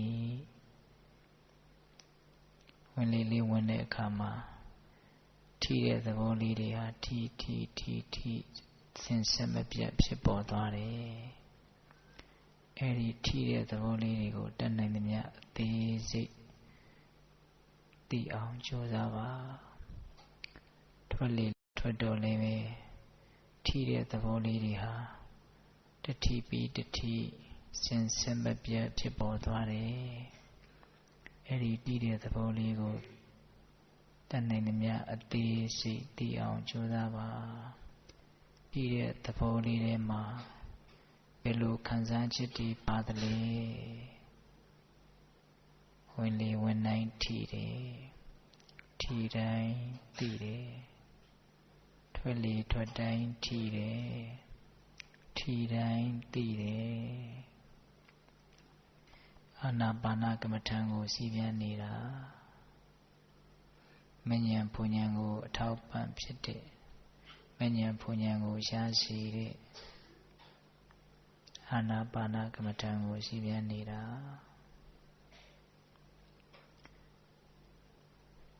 ထိတာကိုသိနေတဲ့အချိန်မှာကာယကံတောင်းကျမ်းမှုဝစီကံတောင်းကျမ်းမှုမရှိလို့သီလသိက္ခာနဲ့ပြည့်စုံနေတယ်ထိတာကိုသိနေတဲ့အချိန်မှာမနောကံတောင်းကျမ်းမှုမရှိလို့သမာဓိသိက္ခာနဲ့ပြည့်စုံနေတယ်ထိတာကိုသိနေတဲ့အချိန်မှာအမှန်တိုင်းသိနေတဲ့အတွက်ကြောင့်ပညာသိက္ခာနဲ့ပြည့်စုံနေတယ်သီလသမာဓိပညာသိက္ခာ၃ရပ်အကျင့်မြတ်ကိုတစ်ပြိုင်တည်းကျင့်သုံးနေတာရသော်ဘုရားရဲ့သီလသာသနာသမာဓိသာသနာပညာသာသနာလို့ဆိုတဲ့သာသနာတော်မြတ်ကြီး၃ရပ်မိမိတဏ္ဍာမှာတည်နေတာမိမိတဏ္ဍာမှာသာသနာတည်အောင်ပြုလုပ်နေတာသာသနာဆိုတဲ့အဆုံးအမနဲ့အညီကျင့်သုံးနေတာဒါကြောင့်ဝင်လေဝင်တိုင်းထိတိုင်းသိထွက်လေထွက်တိုင်းထိတိုင်းသိ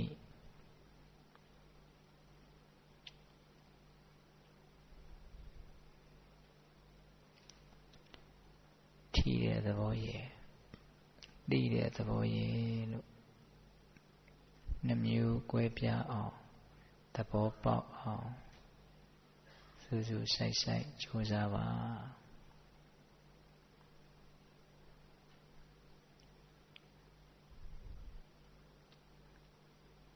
ပိဋကသုံးပုံကိုအနှစ်ချုပ်ရင်ဗောဓိပက္ခိယတရား38ပါးရတယ်ဗောဓိပက္ခိယတရား38ပါးကိုအနှစ်ချုပ်ရင်မဂ္ဂင်8ပါးရတယ်လို့ဆိုပါတယ်မဂ္ဂင်8ပါးကိုအနှစ်ချုပ်ရင်သီလသိက္ခာသမာဓိသိက္ခာပညာသိက္ခာလို့ဆိုရတယ်သိက္ခာ၃ပါးရပါတယ်သိက္ခာ၃ပါးကိုအနှစ်ချုပ်ရင်အပမဒဆိုတဲ့တတိတရားတစ်ခုရတယ်ထိတာကိုတည်တိုင်းအပမဒဆိုတဲ့တတိခေါင်းဆောင်တဲ့ကုသိုလ်ကောင်းမှုတွေမိမိတဏ္ဍာမှာဖြစ်ပေါ်သွားတာကုသိုလ်လို့ပြောခြင်းနဲ့ဆိုရင်တတိပဋ္ဌာန်တရား၄ပါးကိုပြောပါတဲ့တတိပဋ္ဌာန်တရား၄ပါးဟာတကယ်မှကုသိုလ်သက်ပါတဲ့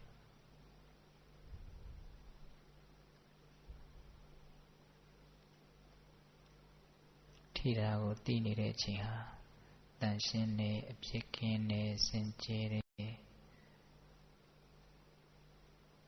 တတိတွေထပ်ပြီးတော့ပွားများလာဖို့အကြောင်းဖြစ်တယ်သမာဓိရှိလာဖို့အကြောင်းဖြစ်တယ်မှန်ကန်သိလာဖို့အတွက်အခြေခံကြတဲ့အကြောင်းဖြစ်တယ်ထိတာကိုသိရင်နဲ့တည်ငြိမ်တဲ့သဘောတွေသိမြင်နားလည်လာတဲ့သဘောတွေတစ်ဆင့်ပြီးတစ်ဆင့်တရားကကိုယ်ကိုသင်သွားမှာဒါကြောင့်ဝင်လေဝင်တိုင်းထိတိုင်းသိထွက်လေထွက်တိုင်းထိတိုင်းသိကြောင်းကြတဲ့စိတ်နဲ့မသိပါနဲ့တောင့်တတဲ့စိတ်နဲ့လည်းပဲမကြည့်ပါနဲ့သဘာဝတရားကိုသိမြင်နားလည်ခြင်းနဲ့ဆိုတဲ့စိတ်နဲ့သိအောင်ကြိုးစားပါဖြစ်အောင်လည်းမလုပ်နဲ့ပြက်အောင်လည်းမလုပ်နဲ့ဖြစ်တာသိပါစေတဲ့တစုံတစ်ခုဖြစ်အောင်လုပ်တယ်ဆိုရင်လောဘဖြစ်တယ်လို့ဆိုတယ်ပြက်အောင်လုပ်တော့ဒေါသဖြစ်တယ်လို့ဆိုတယ်ဖြစ်တာမသိတော့မောဟဖြစ်တယ်လို့ဆိုတယ်ယောဂီရဲ့တာဝန်ကဖြစ်တာကိုသိနေဖို့ပါပဲဖြစ်အောင်ပြက်အောင်လုပ်နေဖို့မဟုတ်ပါဘူး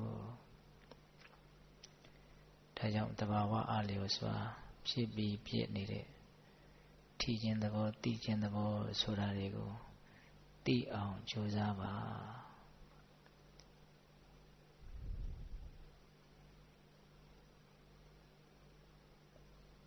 gain ဦးဇင်းတို့မြတ်စွာဘုရားကိုမြင့်မြတ်စင်ကြယ်တဲ့အကျင့်မြတ်ဖြင့်ပူဇော်ရပြီလို့အားလုံးဝမ်းတော့ဝမ်းမြောက်ဝမ်းသာဖြစ်နိုင်ကြပါစေ10 မိနစ်တောင်ရှိသွားပါပြီခြေတော်ဆုံးဥကိုက်ဖူးမြော်ခြင်းညိုအပ်ပါသည်ရှင်ဗျာဓမ္မပူဇာလူတော်ငွေပေးအပ်ပွဲအခမ်းအနားနဲ့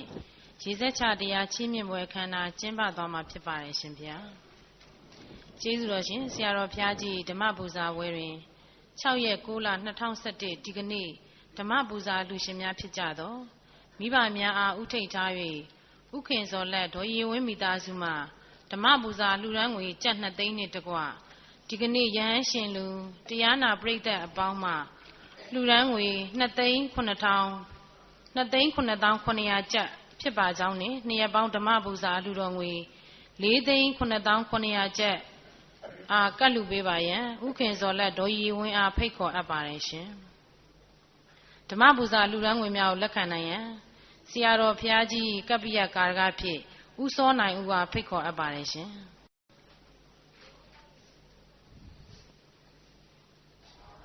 သာ